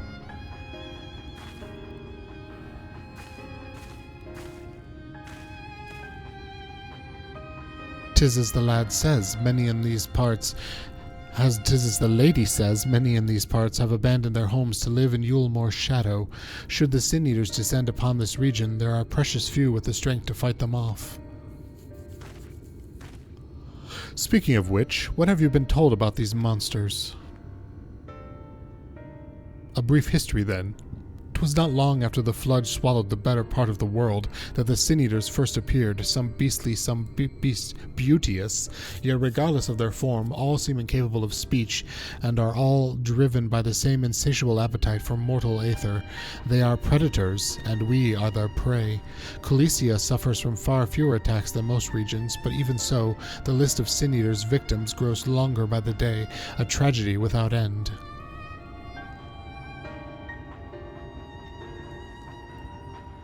Still, we have won a small victory this time, at least. Now, shall we press on? We need to return to where the road forks and follow the path that leads west.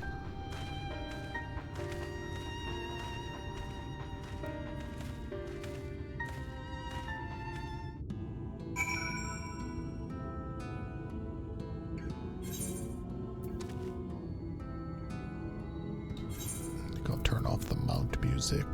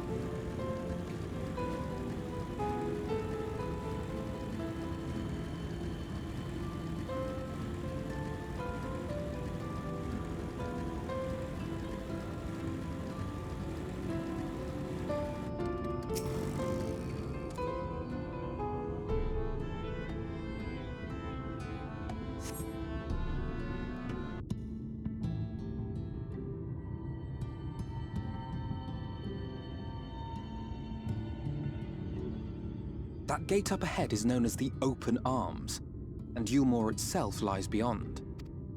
This, meanwhile, is the aptly named Gate Town, the dwelling place of the many desperate souls who hope to be chosen to live in the city proper.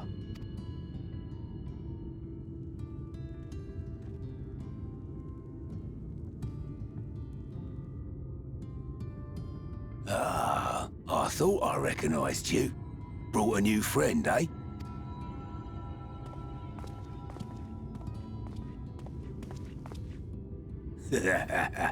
I'll bet you got a trick or two up your sleeve. Maybe even 3.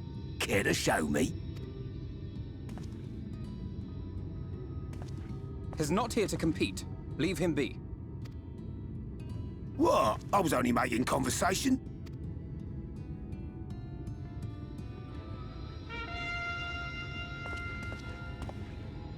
Ladies and gentlemen, your attention, please!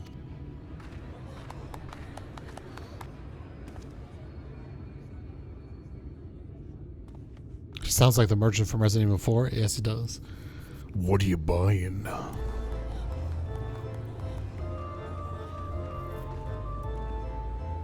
Greetings to our hopeful petitioners, one and all.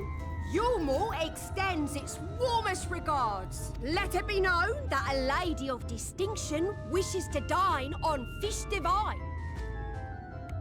We seek a master culinarian who can guarantee seafood perfection. Dazzle the matron with your delicious dishes, and life in the city will be yours to enjoy, even on days when fish is not on the menu. Who among you will answer the call? Name yourself or another. We might not at all. Fish, is it? Was there anyone? What about that girl? Do you recall how I said Yulmore was a center of power and authority? Well, that is not the only reason for its fame. It is also known as the City of Final Pleasures. The noble and the wealthy who survived the flood gathered here to live out the rest of their days in decadent abandon. A poor man could sooner pass through the Iron Needle than Yulmore's gates. The only way the common folk can enter this perverted paradise is if they fulfill the whim of one of the privileged. And so they are picked over like market produce.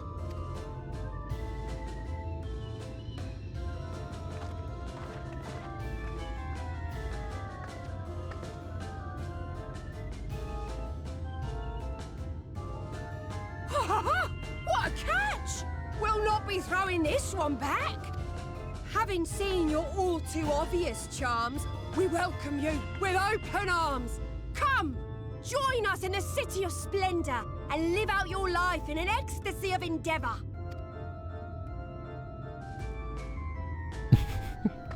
This is my totally stoked face.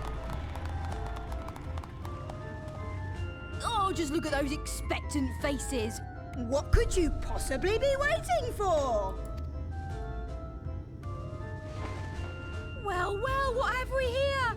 An extra share of meal to celebrate our newest resident. That's a butt. She's holding a butt.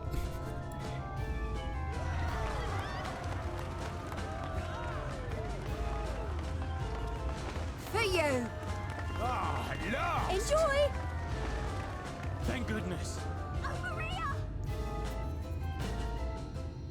Meal is a foodstuff which Yulmore routinely doles out to the people of Gatetown, and apparently a staple for its citizens as well. Many here rely on it to survive in these times of scarcity. Yet the whole arrangement just seems...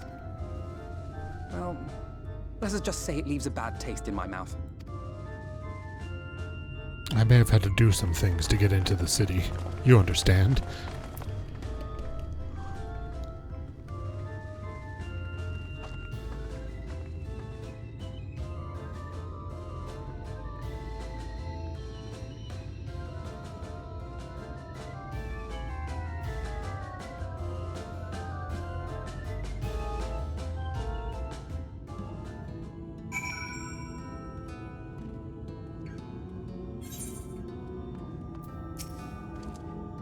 Now you understand why my attempts to enter the city have thus far come to naught.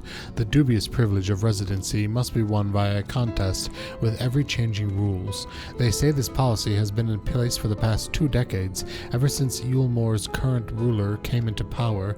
Yet from what I have seen, it does more harm than good. Not only does it distract people from our shared struggle against the Sin Eaters, it robs them of their self-sufficiency.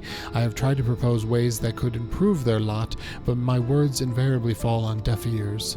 The attitude is so entrenched now, I worry that, well, mayhap you should take a turn around Gatetown and judge the situation for yourself.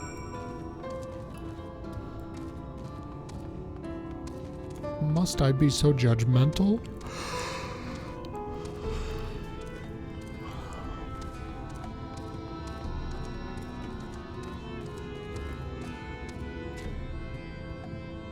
Come on, Mouse. You can do it, Mouse. Ignore the cat hair stuffed up your butt. Still here, are you? Can't blame you for wanting a slice of Yulmore's pie, if you ask me. You should ditch the sour-faced brat and make a home for yourself here. Gatetown's not much to look at, but at least it's safe, and the mule is the best thing I've ever tasted. Who doesn't love a small tushy? I know I'd eat one.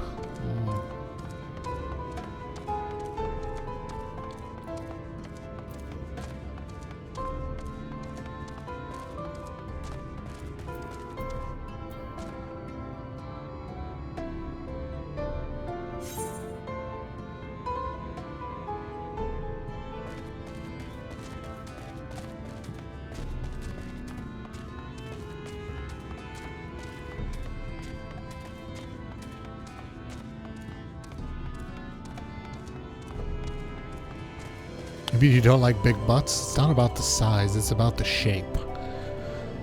Small or big, as long as the shape is good.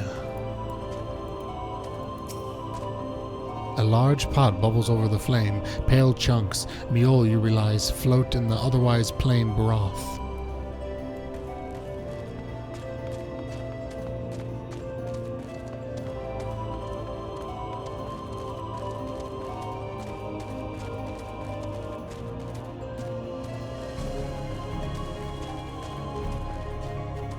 Hello, there's someone I need to talk to. Preoccupied petticoat. Just look at it. Can you imagine a more beautiful city? Every day I dream of the life that waits for me inside those walls. Oh, will they ever pick me?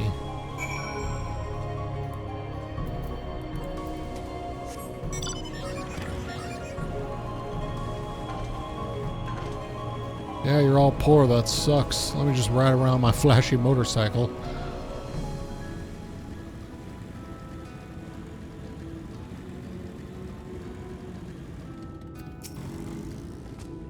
You've seen what Gatetown has to offer. These people can no longer fend for themselves. They've become dependent on handouts of Mule, and believe Yulemore is the answer to all their woes. Yet no matter how I frame my encouragement, they seemingly unwilling, nay, unable to conceive of any other way of life. Well, they're probably just ruled by their depression, believe me. It sucks and it's hard to get out of.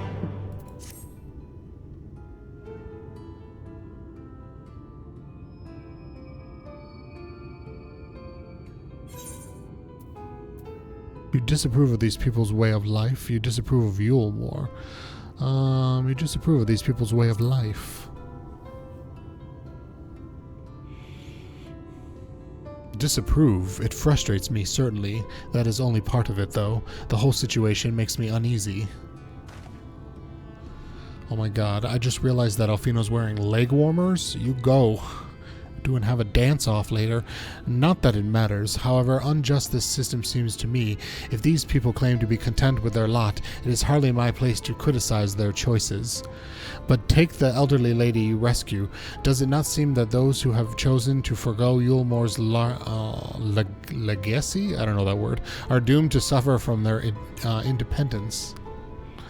In the end, they are all but forced to seek refuge in Gatetown, and so hamlets and fields across the island are left empty and unattended, hastening the region's descent into ruin. Nay, I am not convinced that Yulemore's generosity truly serves the best interest of Calicia's people. I am not so naive as to think there is some miraculous solution to all of this, yet I cannot help but frown at the sight of hard-working villagers struggling to survive, even as the chosen few rejoice at being plucked from poverty by the hand of a capricious noble. There has to be a better way. I will not know for sure, however, until I have taken those long-delayed steps through Yulemore's gates. 'Tis fortunate that you arrived when you did, Bani. I have been working on a scheme to insinuate myself into the city, and if all goes to plan, it should soon come to fruition. There is a beast tribe who makes its home in the seas surrounding the island. The Ondo, they are called, though you and I know them as Sahagin. For the most part, they keep to themselves in their ocean grottos and rarely have dealings with the land dwellers. But as Tataru took such great pains to impress upon me during our stay in Kugane, business favors the bold, and so I reached out to them.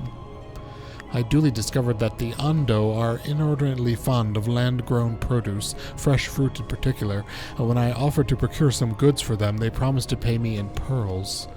An attractive business venture for our prospective investors, would you not agree? Surely even the most jaded Yulemoran lord would have time for a merchant who can make pearls from plums and pumpkins. Yes, I've come a long way since my days of buying samurai swords without first negotiating a price. My appointment with the Ondo is due to take place in a few hours. I just need to collect the produce and meet with them on the shore. Might you help me make the exchange?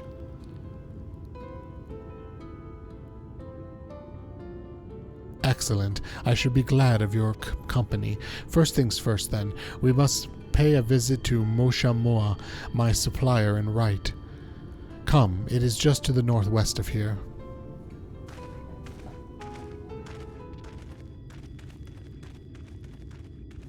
no, somebody be spying on us with blue hair?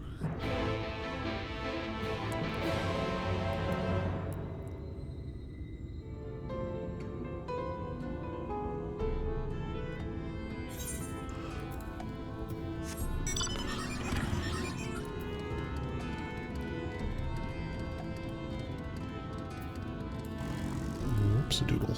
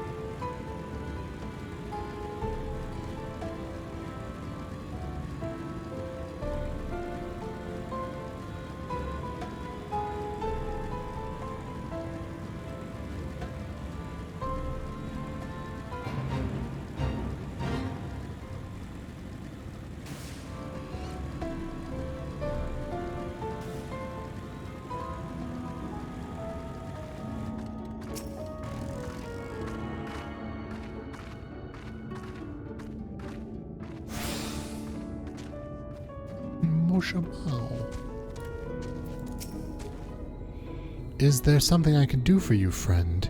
Good day to you, Moshamao. This is my associate, Bani. We are here to collect the produce I purchased. Eh? I loaded your lackey up with the goods not long ago. My lackey? I know of no such person. Mr. Lad, short blue hair? No, he said he'd come up on your behalf, and since you seem to know all the details, I just assumed... Confound it, someone must have been eavesdropping on our conversation. If this charlatan has here not long ago, he cannot have gone far. We should split up and search the area. You find a vantage point on the south side of town, and I shall take the west.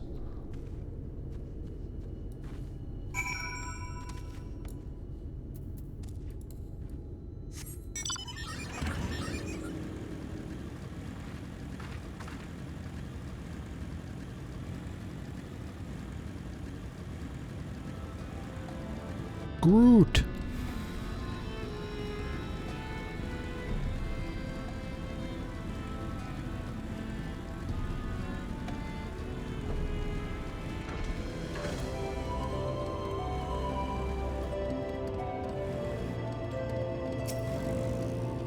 Search the surroundings for a male mistle with short blue hair. You may move the camera as well as zoom in and out. Target are likely suspected and inspect him with... Okay. Yes, an ent.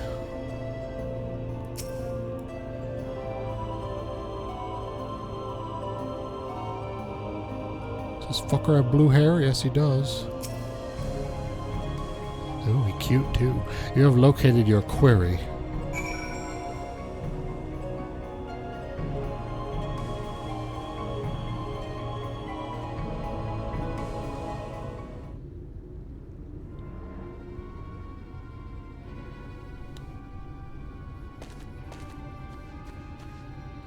Bani, any sign of him? There's the prick now. You have a keen eye. Let us move in before he makes good his exchange. His escape?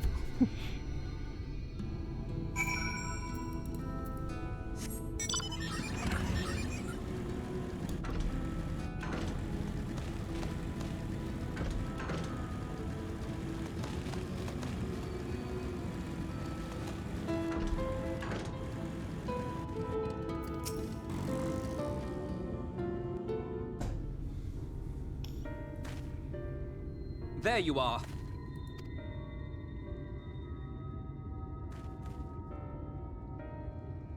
The thief who claims the harvest on my behalf. Hand it over. Well, forgive me. I have to get into the city.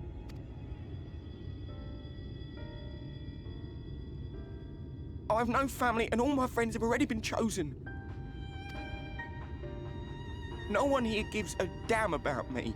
When the meal gets handed out, I'm lucky if I get a smell of it. No matter what I do, they won't call out my name. I'm so tired, I'm so bloody hungry. I thought maybe I could steal your idea, get in that way.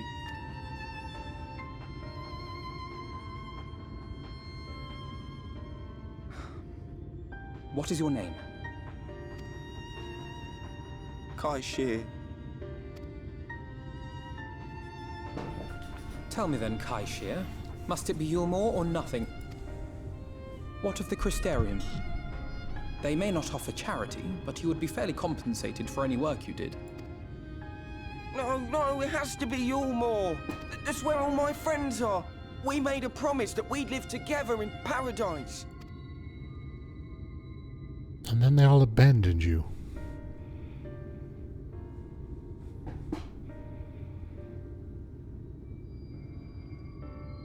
I was to make my deal with the Ondo at the Clave. Listen carefully, and I shall tell you my plans for the business, and how best to arouse the Yulmoran's interest. You'll give me your place? Just like that? I'm giving you a chance, nothing more. What comes of it is entirely up to you. I understand. Oh, thank you, thank you!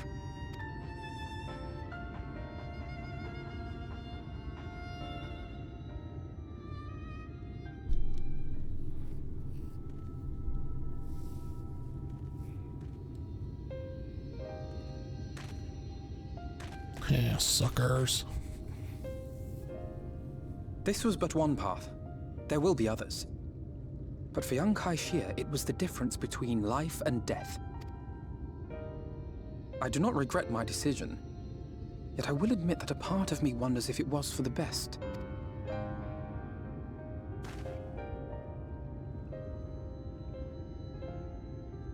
We strive to bring swift salvation to this world, that countless lives might be saved, not least your own.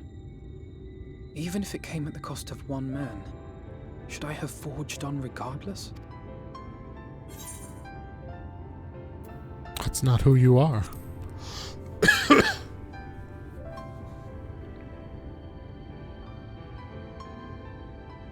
I suppose not. Were Estinian here, he would most likely scoff at my soft-heartedness. Same old Alfino, ever the slave to sentiment. But I thank you for your kind words nonetheless. Let us see to it that both these stories have a happy ending. Shall we return to Wright then? I've got a happy ending for you right here.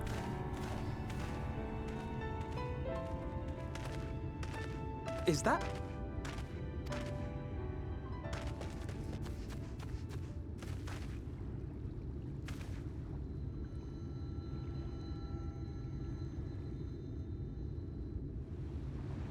I can't be sure, but I think someone's in trouble. What are you, a collie? Come on, they may need our help. How does Alfino get anywhere? He's just constantly searching out and helping people.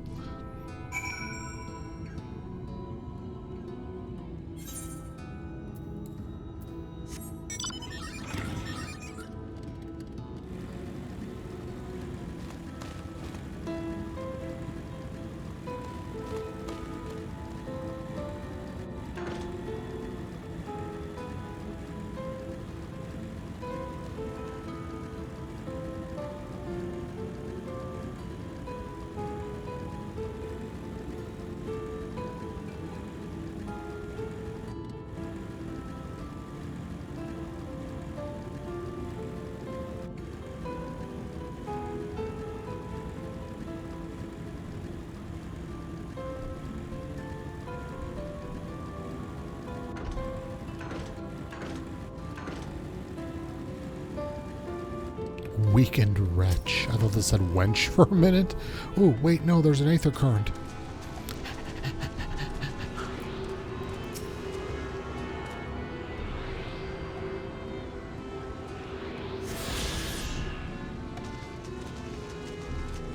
That's why we weren't worried about his disappearance until the distress call.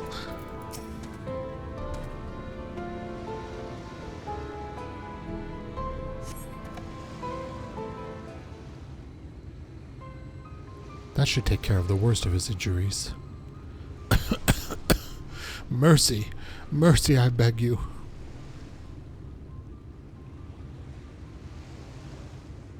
Breathe easy, sir. No harm will come to you here. The poor man is shivering. Pray, keep an eye on him while I get a fire going.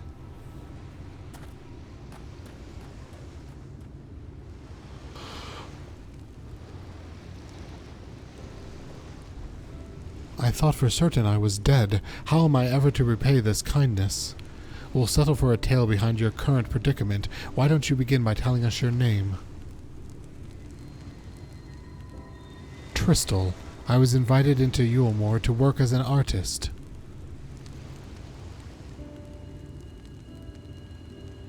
A wealthy couple took me in to paint pictures for them, but when my style proved contrary to their taste, they just as quickly turfed me out onto the street.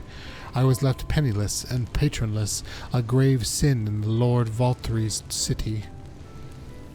Within days they had brought me before the man himself, and he asked me what I meant to do. Dejected as I was, I told him that I wished to leave. Little did I know how soon he would grant me my wish. They flung me over the balustrade into the goddamn ocean. From up there, how were we not dashed to pieces? Don't ask me, luck I suppose, though if you hadn't found me when you did, I wouldn't have counted for much. Monstrous, and the citizens condone such barbaric punishment. Without a second thought, when Lord Valtry passes judgment, no one so much as blinks, let alone argues. In Yulemoor, his word is law.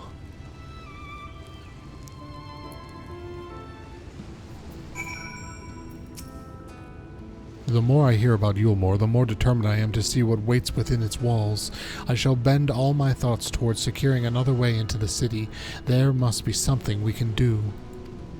But first, we should convey Trystal to the shelter of the village. Fire or no fire, he needs to be out of his chilly coastal air. Away into the city.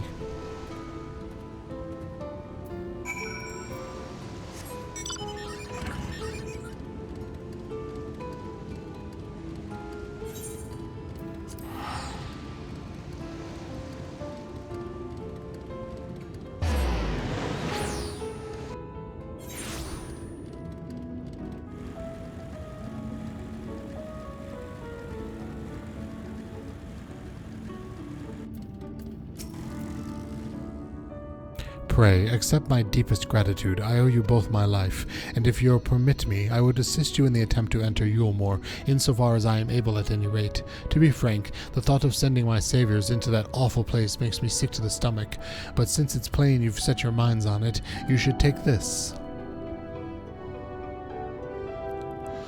It's my favorite paintbrush. The Yulemoor elite are never satisfied until they get exactly what they want, and if I'm not mistaken, the couple I mentioned will be looking for someone to replace me. If you make a show of owning such a well-used brush, you may be able to convince people you have a talent for painting. Are you certain? This is your livelihood. We cannot deprive you of such a treasured possession.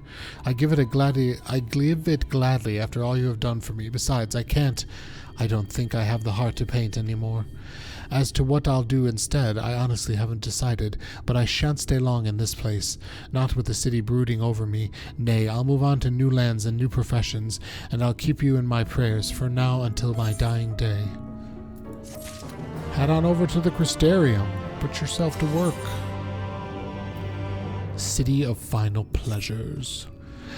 They say kindness is its own reward, but Trystal has repaid us with a gift as timely as it was unexpected. We will, however, need to act upon his advice before another painting steps in to fill the vacancy. Thankfully, I do have some modest skill with a brush. Nothing approaching that of a true artist, of course, but enough to play the role, I would hope. Oh, that's right, Alfino did those drawings in Stormblood that were really fucking good. But not paintings, totally different medium, I understand that. As for you, well, if you don't mind taking a subordinate role, mayhap you could pose as my assistant. Then it's settled. All we need to do now is return to Gate Town and await the next appearance of those vile jesters.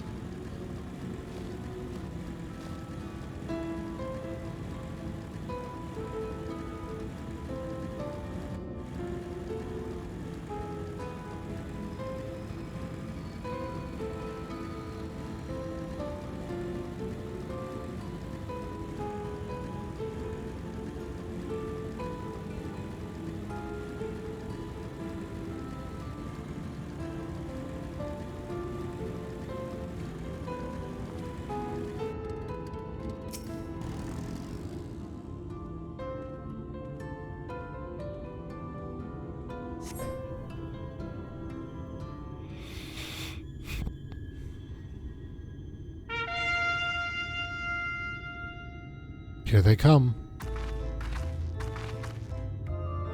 Ladies and gentlemen, your attention once more. What a day it's been for the folks of Outdoor.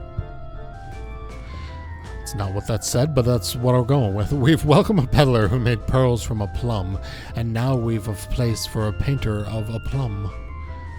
So come along and don't be slow. It's time to let your colors show.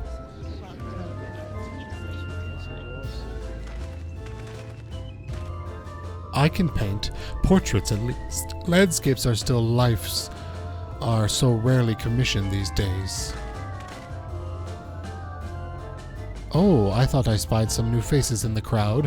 What fortune that you should feel at ease around an easel. What proof have you of your prowess? Any masterpieces on your person? Sadly not. Everything I paint is soon sold. Such is the life of a working artist. I have only my brush to testify for me, though you will note that it has seen no small amount of service. Aha, ho ho! Flecks of paint, both old and new, a tool much loved and much used.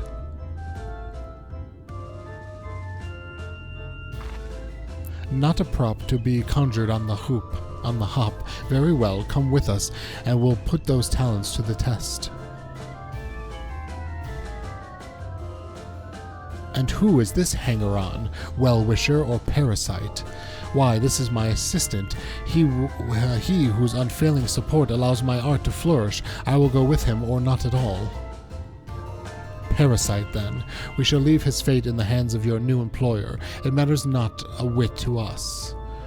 And having filled our latest vacant space, we retire to Yulemore's sweet embrace.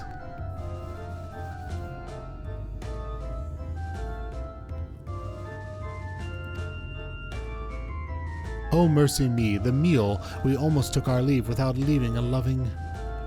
something. We must empty the sacks ere we make our way back.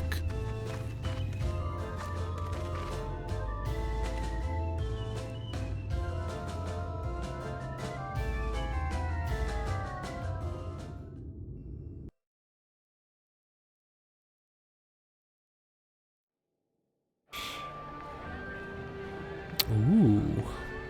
Redemption is beyond us.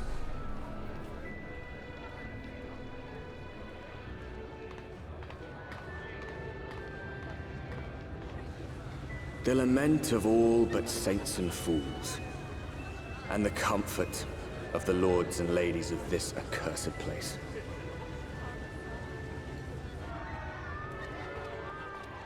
Once they held Ooh, a fast strip against the club. madness, Oh yes. only to embrace the coming cataclysm and delight in the end of days.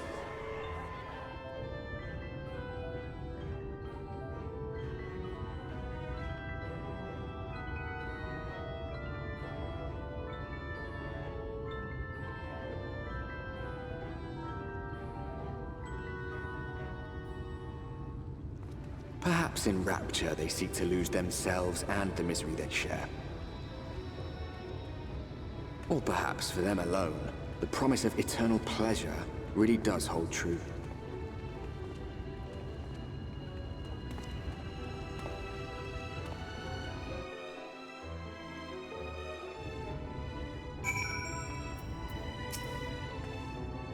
Welcome, welcome to the city of final pleasures. Feel free to weep at its magnificence. No, not even a single tear? Moving right along, then. Our first task is to register you as residents. You know, make it all nice and official. We'll smooth the way so you just need to put on a happy face and head through the joyous hall. The Bureau of Immigration is in the first room on the left side of the passage. Declare your name and occupation in a nice loud voice. The clerks will tell you where to go from there. Oh, and pay no mind to those folks off to the side of the road. Much like the hopefuls of Gate Town, they haven't earned the right to enter the city proper. If, however, you enjoy basking in the envy of your fellow man, then by all means take your time. But why waste another moment? Go, enjoy the beginning of your new life in paradise.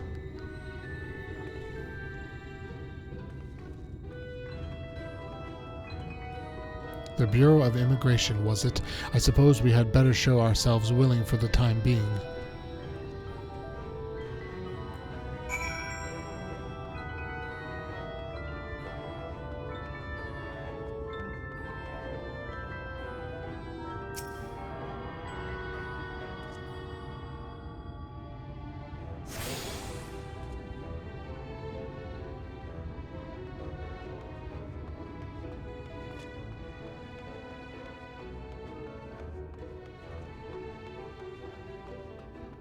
Wait, there were stairs back here somewhere? Huh. Over here. Can I take these stairs and go attune to this thing up here?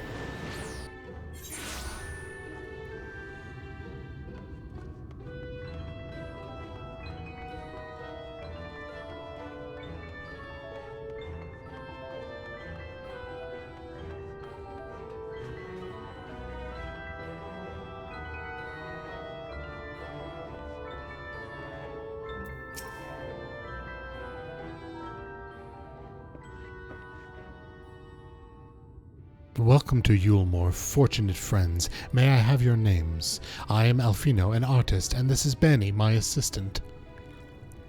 Ah, yes, I was informed of your imminent arrival. We can forego the usual interview and begin processing your registration papers forthwith. Now, the citizens of Yulemore are divided into two classes.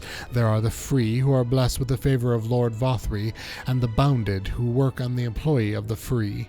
You will be joined the ranks of the bounded. Your duties are to serve a patron in the capacity for which you were chosen, and in your case, painting pretty pictures. Should your patron dismiss you for any reason, you must find another sponsor among the free or accept work as a general laborer.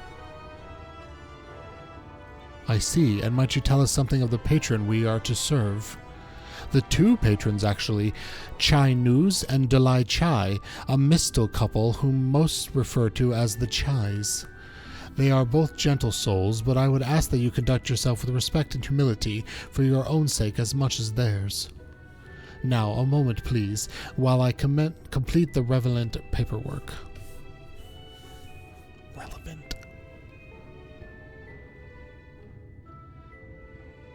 All in order. These are your registration documents. Now to the lice baths and to get new clothing. Take these papers next door and submit them to the clerk. Once they've been stamped, you will officially be Yulemoran citizens. Enjoy your new life in paradise.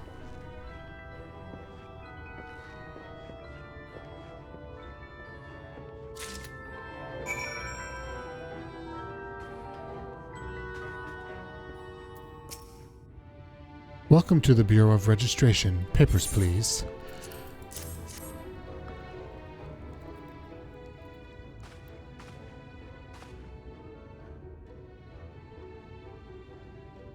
What have we here? Alfino, artist, Bani, artist assistant, to be employed in the service of Lord Chai News and Lady Dalai Chai. I haven't played Papers, Please. But I've watched people play Papers, Please. Yes, everything seems to be in order. Your registration is hereby approved. I think it best that we deliver you to the Chai residence before... Oh my god. Is that... Oh my god, that odor. Is that coming from your crotch? You smell hideous. Did you crawl here through a ditch? It's likely an unholy miasma of dust and sweat and the musk of some unwashed beast. Proceed directly to the delousery. Oh my god, I called it! I was just kidding. Proceed directly to the delousery next door and scrub yourselves clean. Use whichever showers are free. After you rinse away the stench, you'll want to splash yourselves with this perfume liberally. Once you've made yourself presentable, then you may proceed to the Chai residence. Conri and the guards by the stairs will give you directions. Alright, Alfino, time to wash each other up. I hadn't realized we were so aromatic.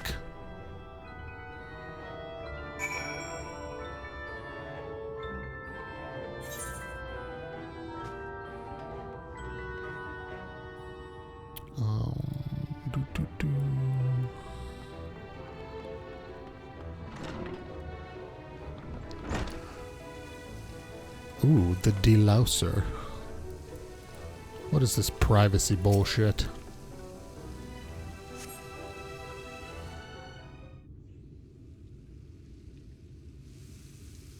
You rinse yourself clean in the steam of water.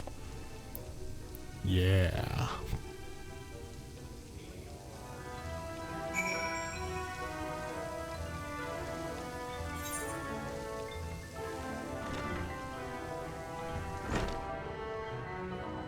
Apply the sweet-smelling perfume. Is that in my inventory? Oh, it is.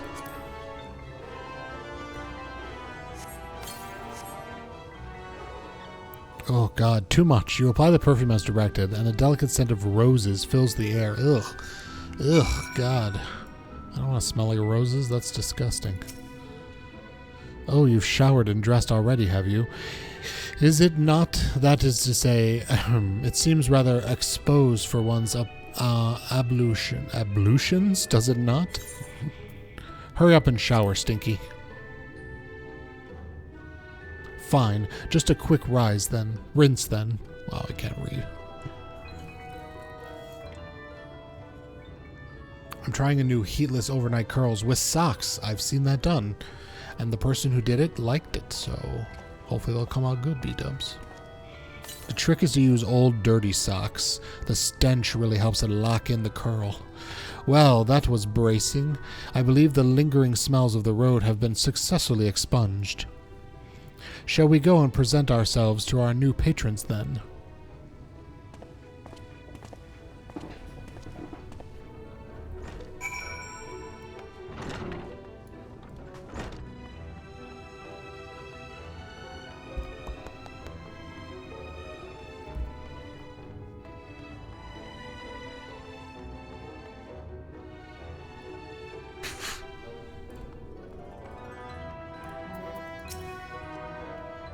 You're looking to present yourselves to the Chais, are you?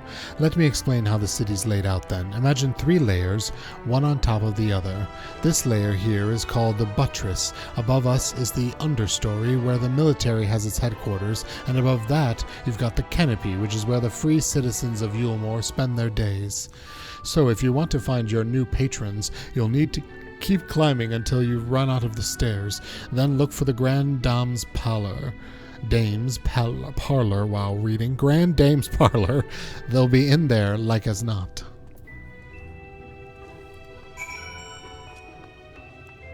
Keep climbing till we run out of stairs. Gotcha.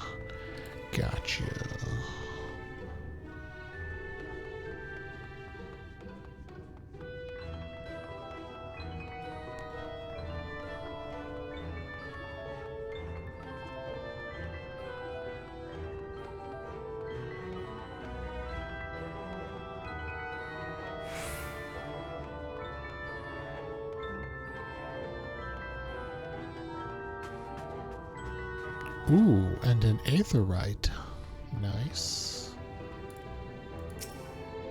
According to the message engraved on the base, special permission is required to use this aetherite. Well, shit. And I was all excited. Oh, there's my owners. Hello, slave masters. Delilah Chai is at Tubbington. She looks adorable. Hi, I'm your slave. Nice to meet you.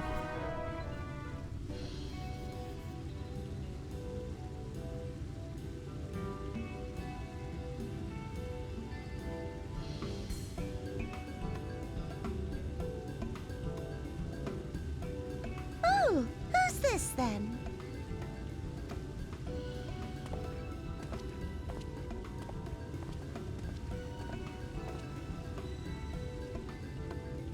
Lord and Lady Chai, pray forgive our intrusion.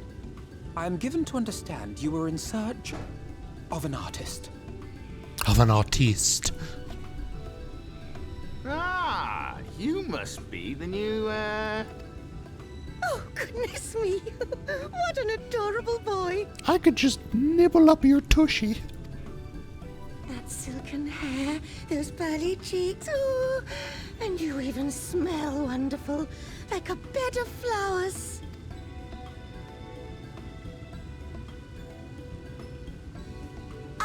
approve of this one, dearest. I am positive he'll paint us the most delightful pictures. Yes. Well, as long as he paints better than that talentless wretch we sent packing last week.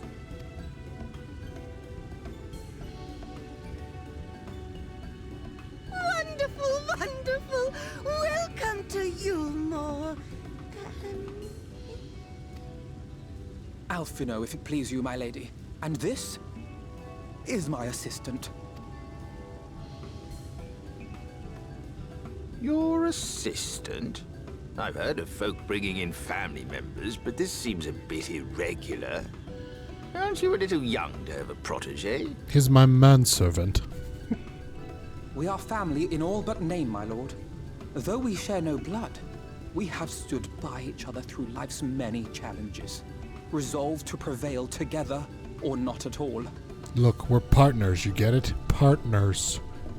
We were roommates for many years. He who best understands my work. With his unique insight guiding my hand, the art I create is sure to satisfy your expectations. Once the picture has begun, of course, I shall have no need of constant encouragement. And so I wondered, rather than him being in your way, might it then be permissible for my assistant to explore the city he has so longed to see? Out of gratitude for his priceless contribution to my art, I thought it only fair that I make this humble request on his behalf. Ooh, did you ever hear of such devotion? Of course your assistant must have his wish. He shall be free to roam to his heart's content. Isn't that right, darling? Oh, yes. Yes, of course, dearest. Quite right.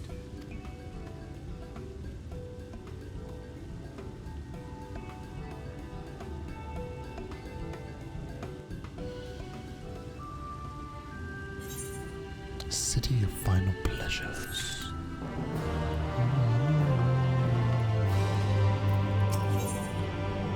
What do we got here? Another weapon coffer? White oak footgear coffer. Footwear. Now you're the opportunity to experience Yulmore. I suggest you make the most of it. Explore the city, top to bottom. In other words, I would start with the canopy and go from there. Try wandering around the market stalls, mayhap. Such places are usually filled with colorful characters, only too eager to share local gossip with a friendly visitor. I would appreciate it, of course, if you could share any discoveries with me in turn. We should both learn as much as possible about our new place of residence.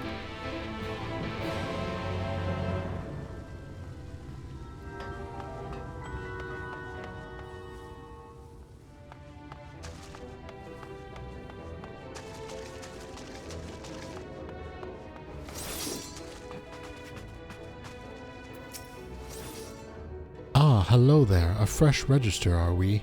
Just seem a little lost. Well, 'tis lovely to make your acquaintance.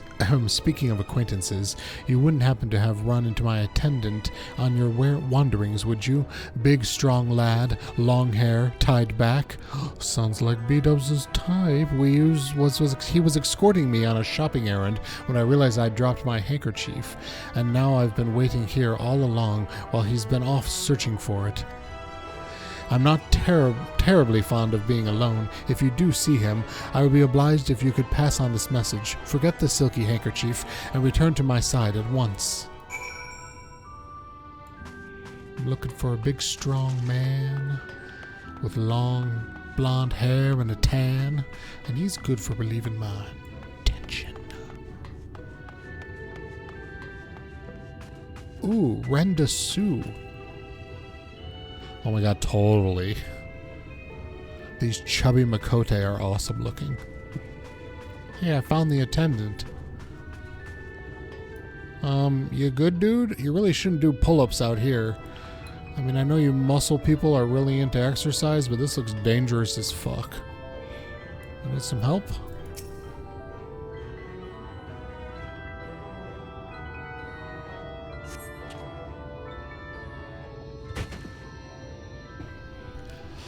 Oh, Amber, thank you for the posture check. I'm all out of Beverly, so I can't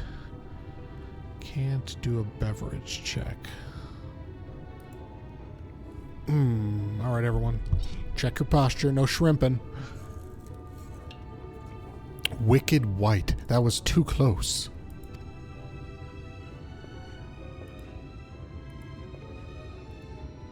Thank you, friend. I don't know what I would have done if you hadn't come along. I was trying to rescue my lady's handkerchief, you see. The wind must have blown it over the edge, but luckily I caught it on something. I thought if I could just stretch out far enough. You risk your life for a scrap of cloth?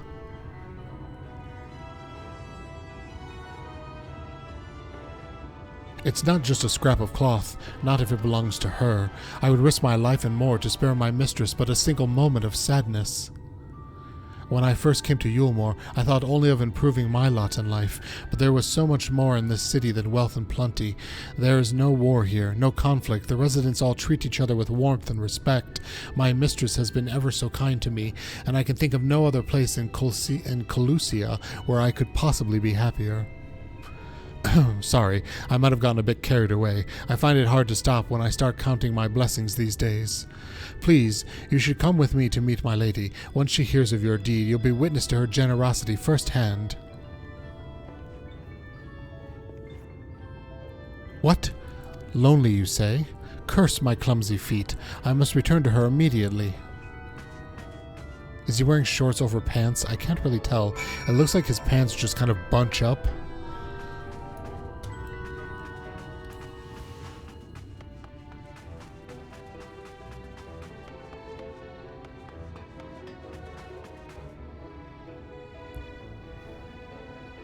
Yeah, I don't think they're shorts. I think they just kind of bunch up weird around the thigh area. Like they have bloomers or something. They are weird indeed.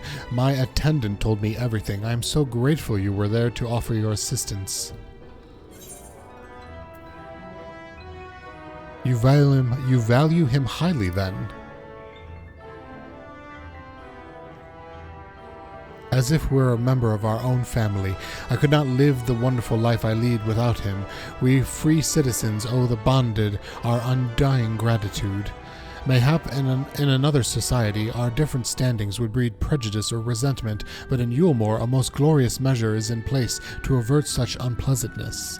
Part of that measure requires that the free surrender their fortunes. Upon registration, all of our property, financial, intellectual, or otherwise, is given over to the city.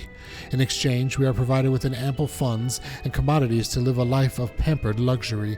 Being liberated from the concern of earning coin has an almost miraculous effect on people's outlook. There are no rivals to compete against, only fellow residents with whom to enjoy our tranquil existence. Now, if you'll excuse me, I must see what that markets have to offer as a reward for the return of my handkerchief. Oh, and I've not forgotten you, of course, our courageous messenger turned rescuer. Oh, thank you for a pair of shoes.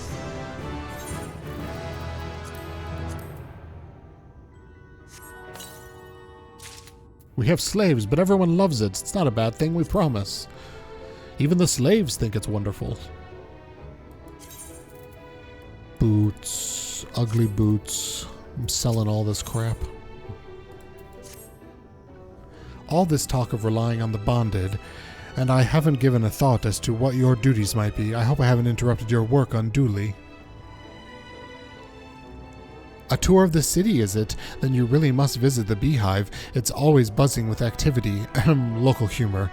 Anyways, a lady by the name of Tista Bai usually has her seat near the entrance. She will gladly speak with you on the number of topics, assuming you find yourself on her good side. The beehive, huh?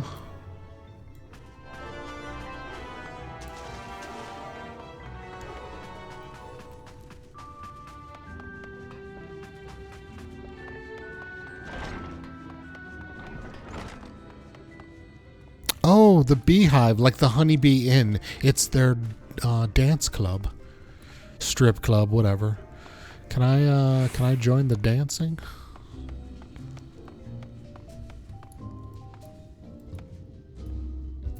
Do do do do do do do do do do. Ba ba da ba da. Hell yes, yes.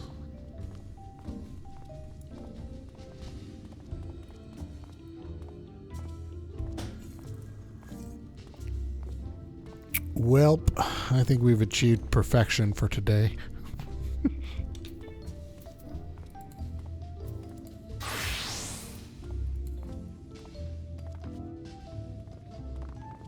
Hey, cutie.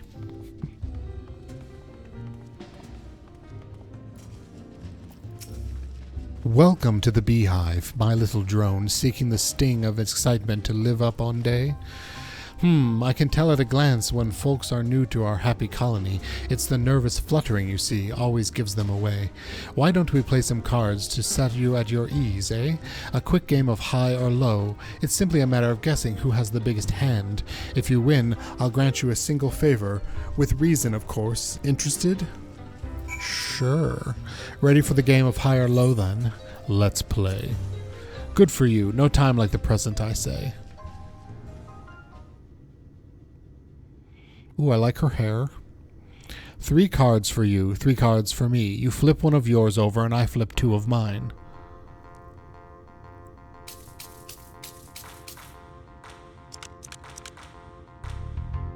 Now, what's your call? Will your total be higher or lower than mine? It will be higher. You're going with high then? Right. Let's see what you've got. My cards add up to 15, and you have a total of 16. I win, bitch. Tell me everything I want to know. How do I get a job as a sexy dancer? Congratulations, your guess was right. Usually I'd concede defeat at this point, but what do you say to a rematch? One more win, then we'll talk about that favor. Oh, you bitch. I already won fair and square. Another match of high and low. Come now, little honeybee. We all need our diversions. Sure. That's the spirit. 3 cards for you, 3 cards for me. You flip over yours, and I flip 2 of mine.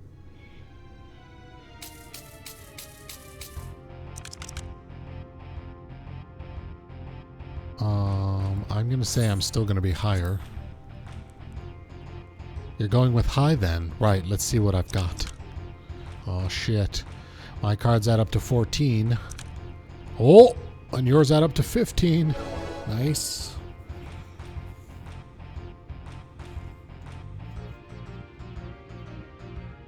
Well, well. Would you look at that? I think you've got a knack for this, newcomer. Congratulations. Victory is yours, as is the prize I promised. Come whisper in my ear then, and don't be shy. Tell old Tista what she can do for you. That's all? How delightfully wholesome. But if knowledge is what you want, then that is what you shall have. In my humble estimation, the most wondrous thing about this town is how safe we are from the sin-eaters. They say Lord Vothry was born with the power to command them, which means no Yule Morin need ever raise a weapon in defense of the city. Was that the kind of thing you wished to know? If your itch still needs scratching, you might get a few words out of Athern over there. There's not the merry sots likes more than the sound of his own voice. Arthur? Arthur, my dude, where are you? What's that? New to Yulemore, you say? Only just arrived and already you're looking to peel away the layers of mystery. Oh, I'm all for chatting, but you need to slow down and enjoy the life, my friend. I tell you what, you hop up on the stage and give us a dance first, and then we can have our little talk. Holy shit, my time has come. My time has come. Dance for this man.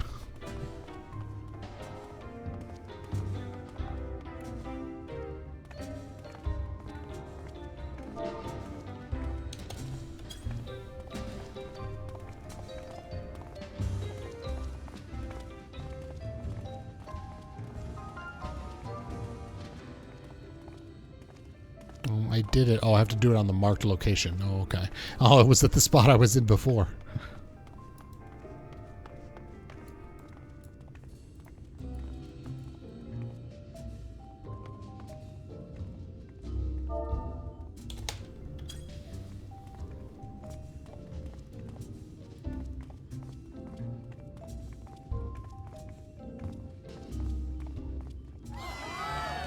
That's the way. I like it.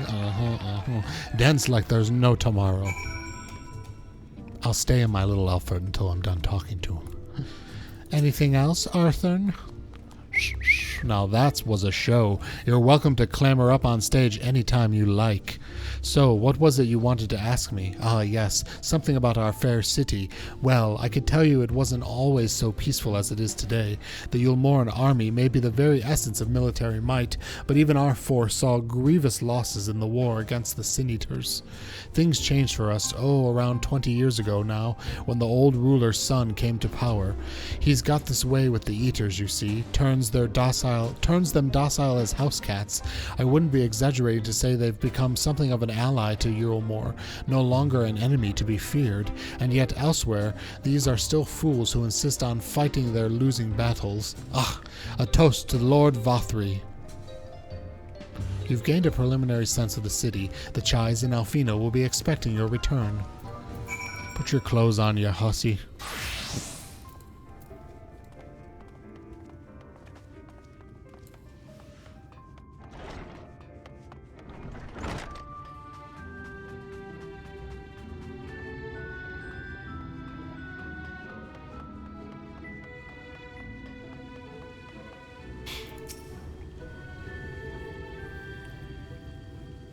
Are you gonna go, B-dubs? Oh, you've returned from your jaunt and around the city so soon. You needn't have hurried back. Young Alfino has yet to put brush to canvas. One cannot rush good art, I'm told, or good artists, apparently. Ah, finally. Oh, he's got a new outfit. Good night, B-dubs. Thanks for hanging out. I'll see you either tomorrow night or Wednesday night when I stream. I've put together an ensemble out of the garments you chose. Is that satisfactory? Oh, goodness gracious me. That last outfit was precious, but this makes you look positively dashing. You truly are a handsome boy. However, am I to decide? What happened to the painting? I don't recall this part of the artistic process. What happened to the painting?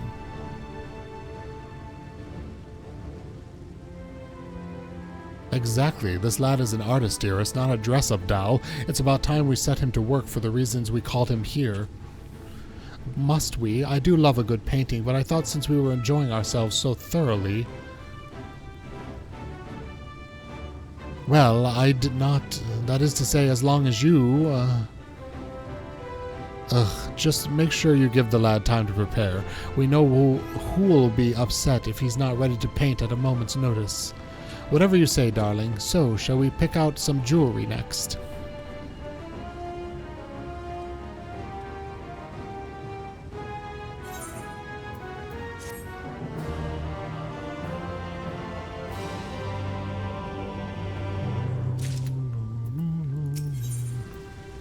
A blessed instrument. Lady Chai has a very particular sense of beauty, and apparently that extends to how I should dress whilst painting, but this obsession of hers works in our favor. The time I spend indulging these distractions is time you can use to continue your explorations. For this excursion, I'd like you to delve into the layer below us and sniff about the military headquarters. I'm sure the understory has its own tale to tell. Yes, let's sniff about the understory. Get all up in its grundle.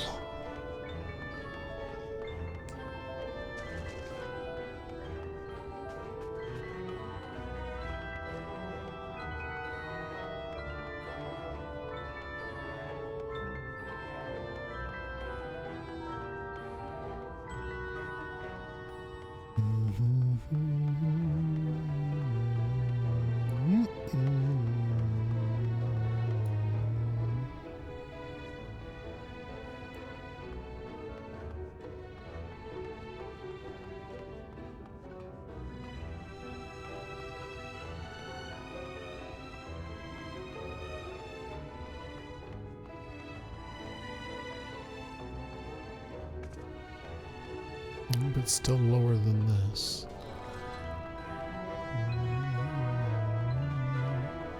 Chadrick.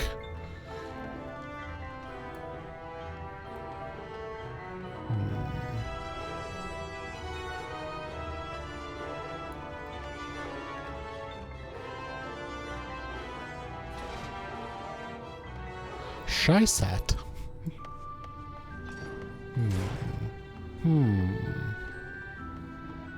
Well, who do I need to speak with?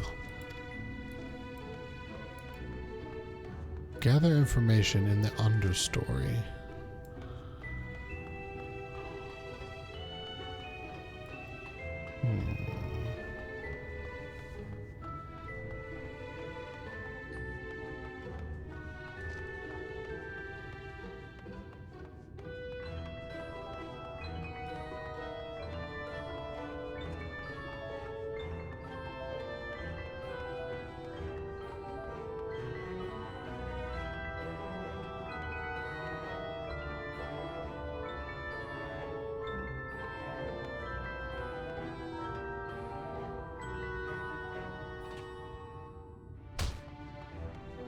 It's on this level, but I don't know, there's nothing for me to interact with. Haven't seen you around here before. Are you a newly bonded citizen? If you're here to fetch something, you'll want to speak with Shysat in the storage room over there. Oh. Oh, I did see him, but I didn't speak with him.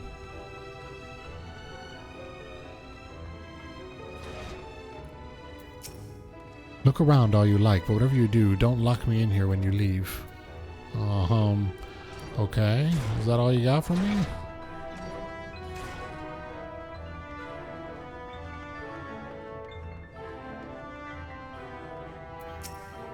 If you're wondering about all the storage rooms here, one of the armies responsible to ensure that all staple goods and resources are accounted for and stored securely. I don't know who I'm supposed to talk to.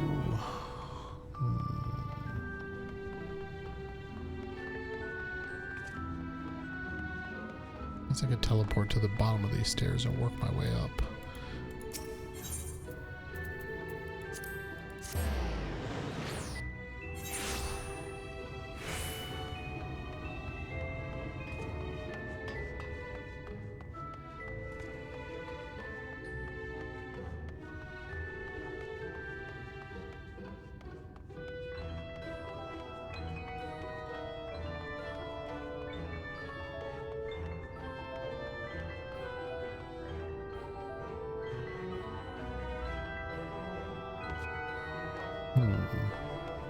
There's nothing out here.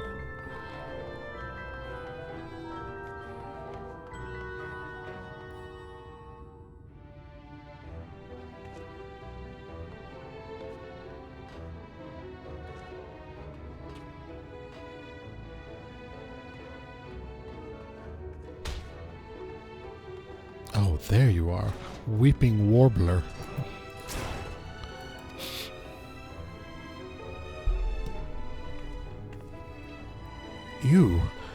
You're one of the bonded, aren't you, like me? Please, I need your help. My throat, I can't sing anymore. I've been making excuses, but it's just not getting any better. If my patron thinks I'm of no use to him, then I need you to sneak out to the derelicts and describe my condition to Thoriarch. To Thoriarch?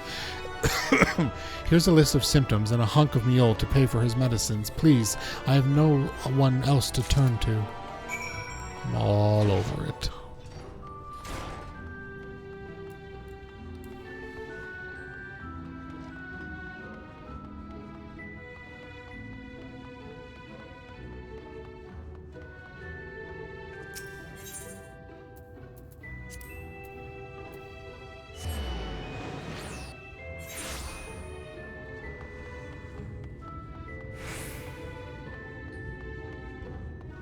Can I ride my mount here? No, I cannot. This is a mountless area. Got it.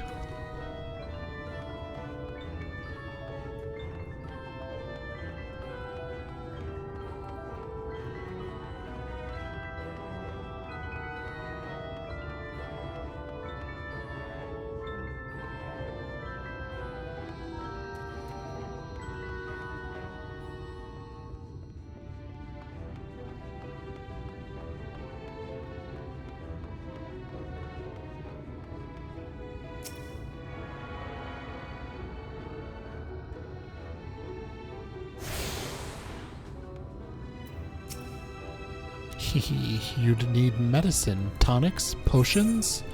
Yes, I do. Got money and a list of symptoms.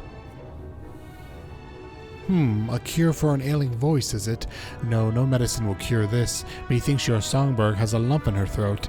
It must be cut out, exorcised, and even then the voice may never heal completely. Poor little songbird. Will they kick her from the nest, I wonder, or simply slice her chirps? Oh, your face. You didn't know? Of the many hopefuls who enter the city, very few are ever seen to leave, even as corpses. Oh, you might see one or two fortunate fools hurled from the balconies, but the rest, gone. A town of nightmares it is. Not for the ship raft. Oh, no, no, no. I'm content to scurry around down here and nibble on the crumbs which fall from the table. This consultation is over. You have my verdict, and I have my meal. Good day.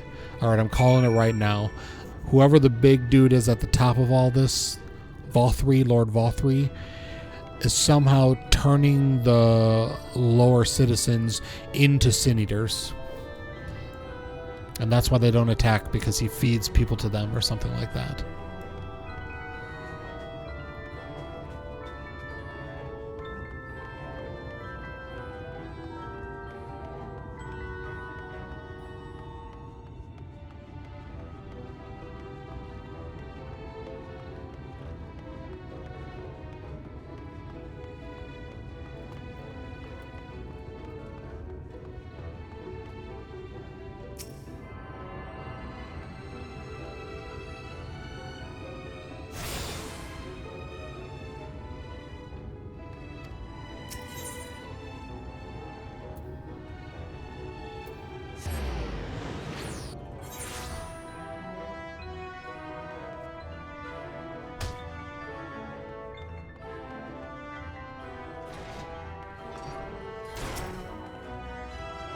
Did you get my medicine?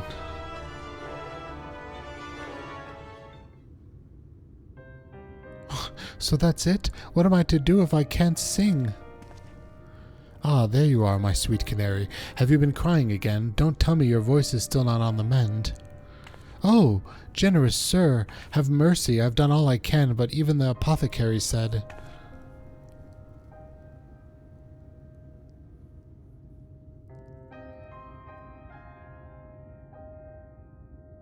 So, you've been suffering all this time. I am so sorry, my pet. I hadn't realized your affliction was this grave, but you needn't fret. I'll not reward your hours of trilling by casting you out into the street. You are too kind, sir, but what use am I if I cannot sing? I fear the day I become more burden to you than treasure. Then I shall have a word with Lord Vothri and arrange for your ascension. In that paradise where resides neither pain nor illness will your song ring out clearly once again. Ascension, I think I called it. Or mayhap you think it is a step too far. No, you would do that for me? Of course. Why, I would almost wish to hasten my own ascension, knowing your blessed instrument was waiting there to greet me.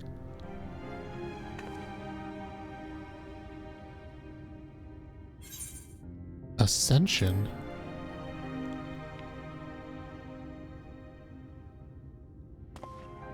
Ah, you must be a new arrival. Allow me to explain. As all know, the Sin Eaters exist to devour the sinful, but also do they serve to gather the souls of the innocent and shepherd them unto celestial paradise. It is through Lord Vothri that we learn this truth. It is through Lord Vothri's grace that the free people of Yulmore are destined to embrace salvation. We are blessed to spend our days surrounded by love and merriment until at last we are called to our final rapture. Even the bonded may find a place within the host, should their patrons deem them worthy. Lord Vothri truly is a great man, isn't he? Now, if you will excuse me, we must be on our way. May you find eternal salvation for the compassion you have shown my precious canary.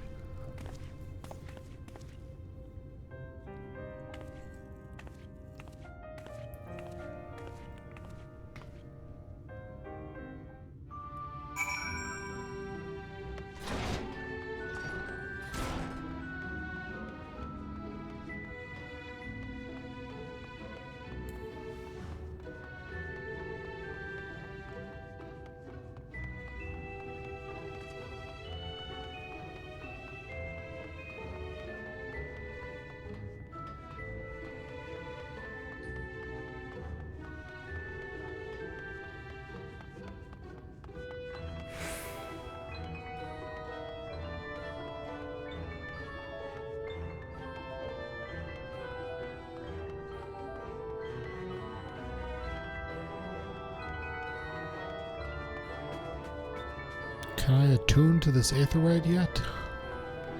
Is that what the message said? According to the message engraved, you need special permission. Shit. Where am I going? This way.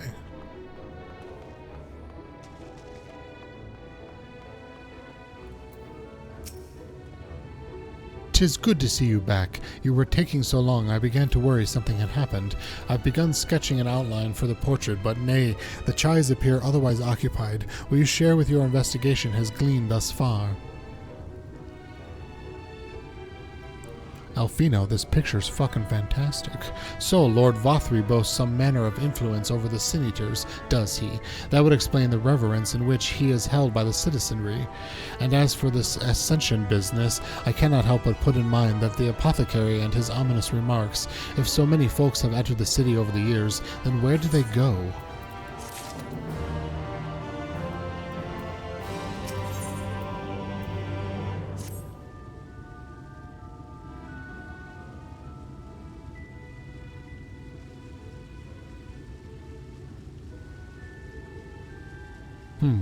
I take my eye off you for one moment and you're chattering away with this assistant of yours. Am I to assume the outline is done then?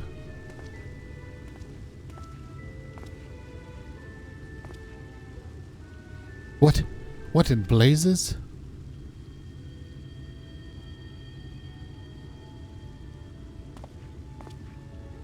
It's so unflattering. Explain yourself, Alfino. Where is your artistic interpretation? It should evoke images of affluence and nobility, and overwhelm the viewer with its boundless beauty. Lord Chai, you stated that this portrait was to commemorate your anniversary. Yours being a joyous union, it seemed to me that a realistic portrayal... Realistic? I don't want realism, I want perfection. A spectacle to slacken jaws and weaken knees, to make people cry out in amazement. Now fetch a blank canvas and... I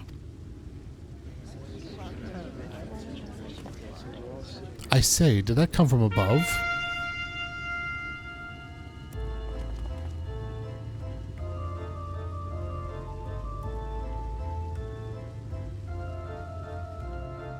Ladies and gentlemen, your attention please. A tale to make you quiver and your noble blood freeze.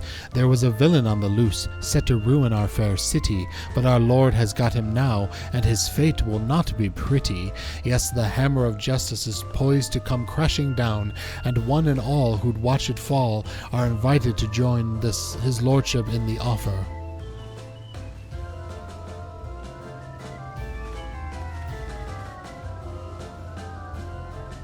A malcontent? How dreadful. And this man is to face sentencing? That's right. In fact, if you're curious, it might be worth you going along for the experience. The offer they mentioned is part of the emergent, the level above us where Lord Vothri resides. Ordinarily, you would be barred from entering, but it seems they'll be opening the doors for the next little while. The crown lift will take you up there. We had better not dawdle, then.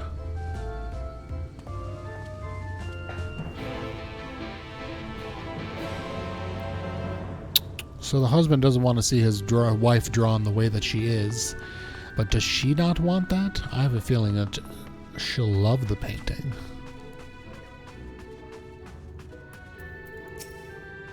Lift operator, smooth operator.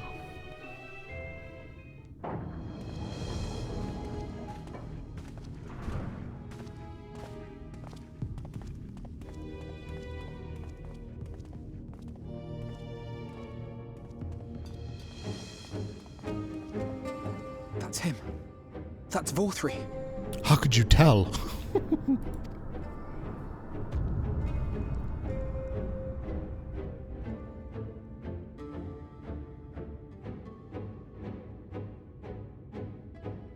Okay, the angels are awesome looking. Even the big kitty. He's attended by sin eaters. But how does he keep them from attacking? Mercy! Mercy!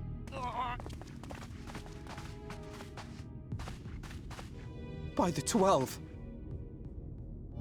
No, it's our blue-haired friend. Oh, he is bleeding a lot. I think this is the most blood they've ever shown in this game.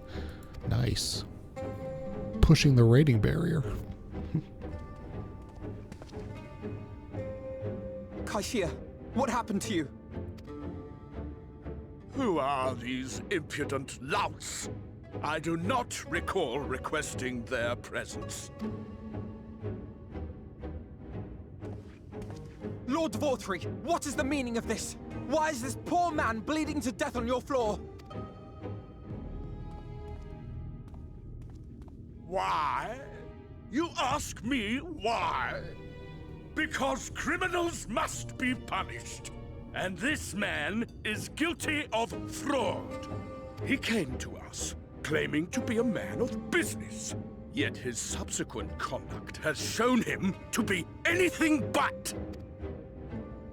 Yulm is a city built on love for one's fellow man. Those who have naught to give and live only to take are a blight upon our society! To atone for this crime, I ordered that he fling himself from the balcony.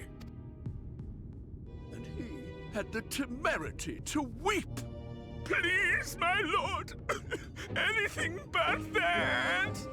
What then is a man of mercy to do? But offer the sinner another way to show his contrition. Another way? Meaning what exactly?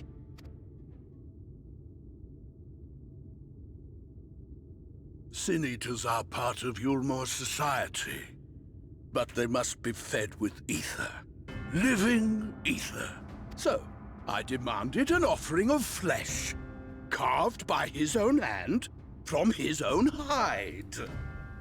And still, he could not do as I asked. A wholly unsatisfactory performance. 'Tis true that Kaishia won his place here by fraud, but his actions were driven only by desire to share in your paradise. That you would cast him out, I could almost accept, but to humiliate him thus, to demand his very life? Is this truly the way of Yulmor?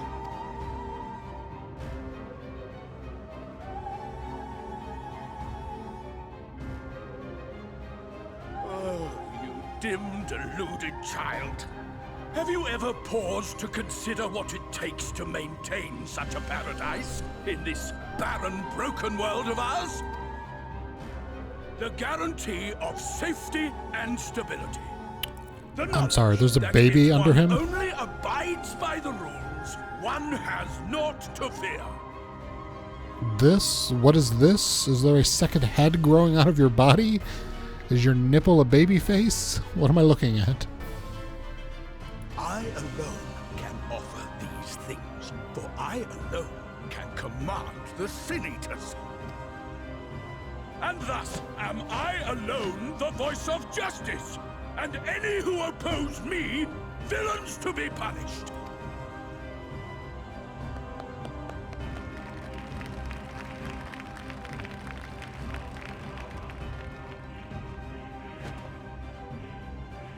And people call this paradise.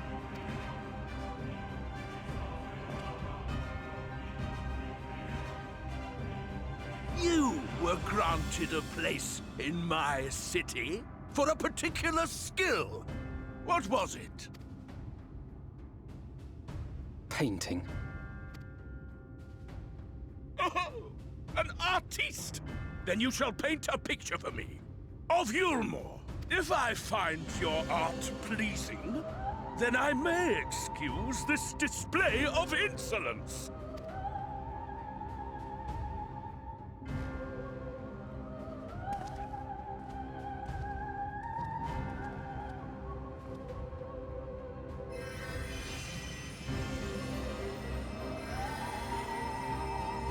Who gave you permission to tend to that criminal's wounds? I told you to paint me a picture! And I'm gonna tell you, kiss my grits.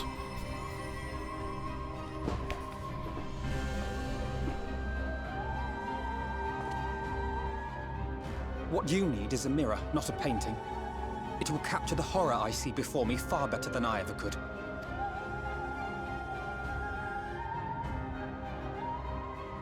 Can you walk? think so.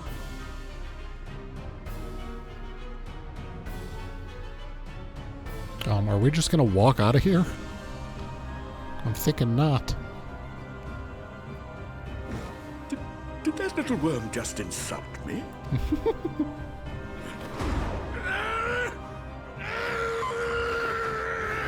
You can do it. Come on, buddy. You can do it. I'll kill them! I'll kill them all! I'll enslave their minds! I'll torment them! Torture them! Then tear out their hearts!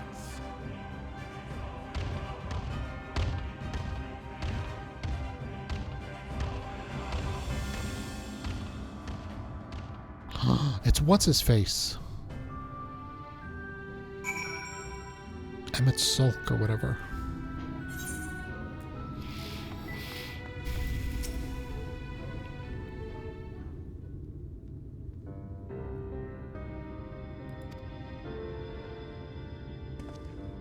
Forgive me, in my anger I seem to have marched us back outside again, though it is probably best we leave the island altogether.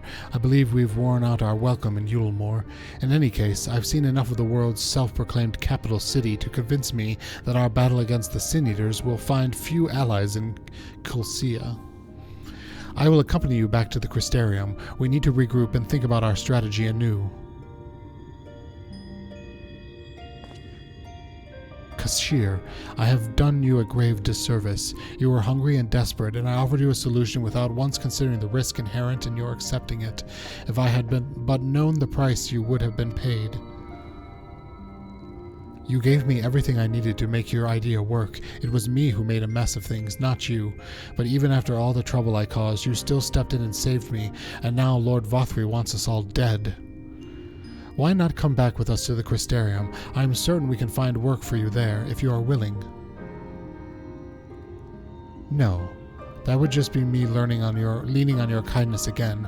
I need to do some thinking, learn how to stand on my own 2 feet. Very well, but you must promise you'll be careful. The Yulemorans may yet come looking for us. I'll keep my head down, don't worry, and you take care too. Give me the chance to repay what you've done for me.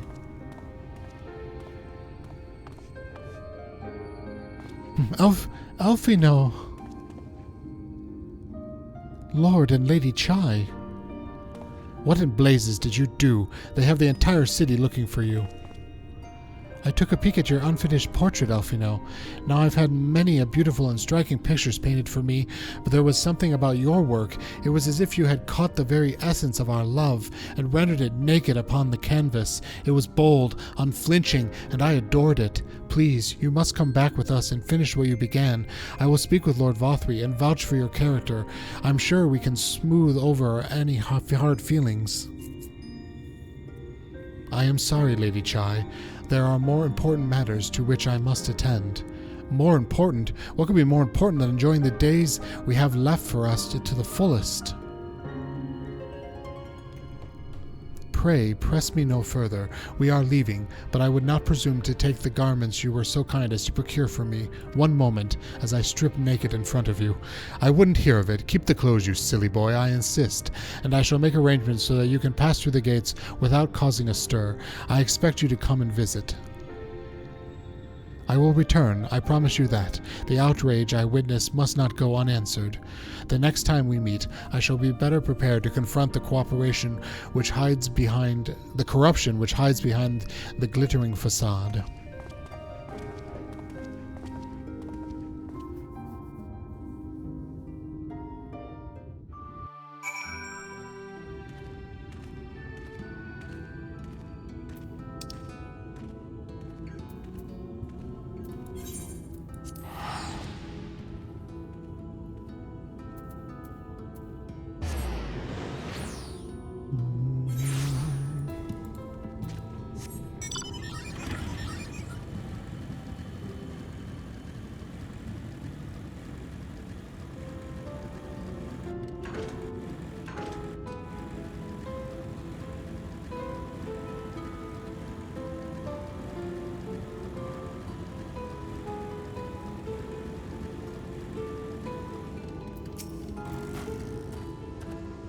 Thank you, my friend, for staying at my side through this whole sordid endeavor. While it's not quite the joyous outcome I had hoped for, our efforts have nevertheless answered a great many questions. Suffice it to say, our plans for saving the First are unlikely to involve the aid of Lord Vothri and his subjects. Come, we must speak with the Exarch and chart a new course. This is far from over.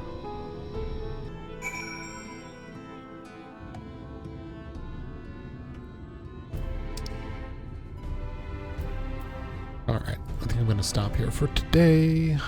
Seems like a good place to end, and then we'll start with Alizé's quest next time. Now, how do I get back to that fucking inn?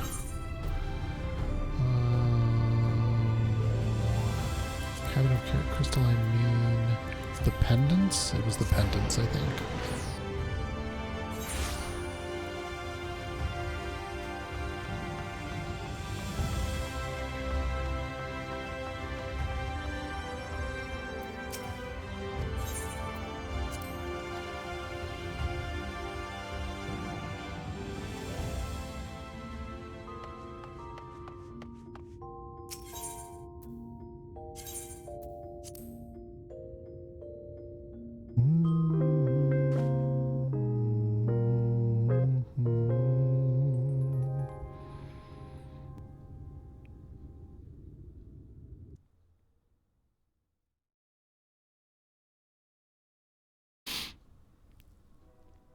Alrighty. Thanks for watching, everyone. I'll see you guys on Wednesday, and we'll continue playing Shadowbringers. I'm liking it so far. I'm still curious if that big fat dude is turning people into. I can't think of the words for anything. My brain is just absolute mush at the moment. To the Death Eaters or whatever they're calling the angels. But anyways, it was fun. I'll see you guys next time. Have a good night. Have a good day at work tomorrow. All that good shit. And I'll talk to you later. Bye.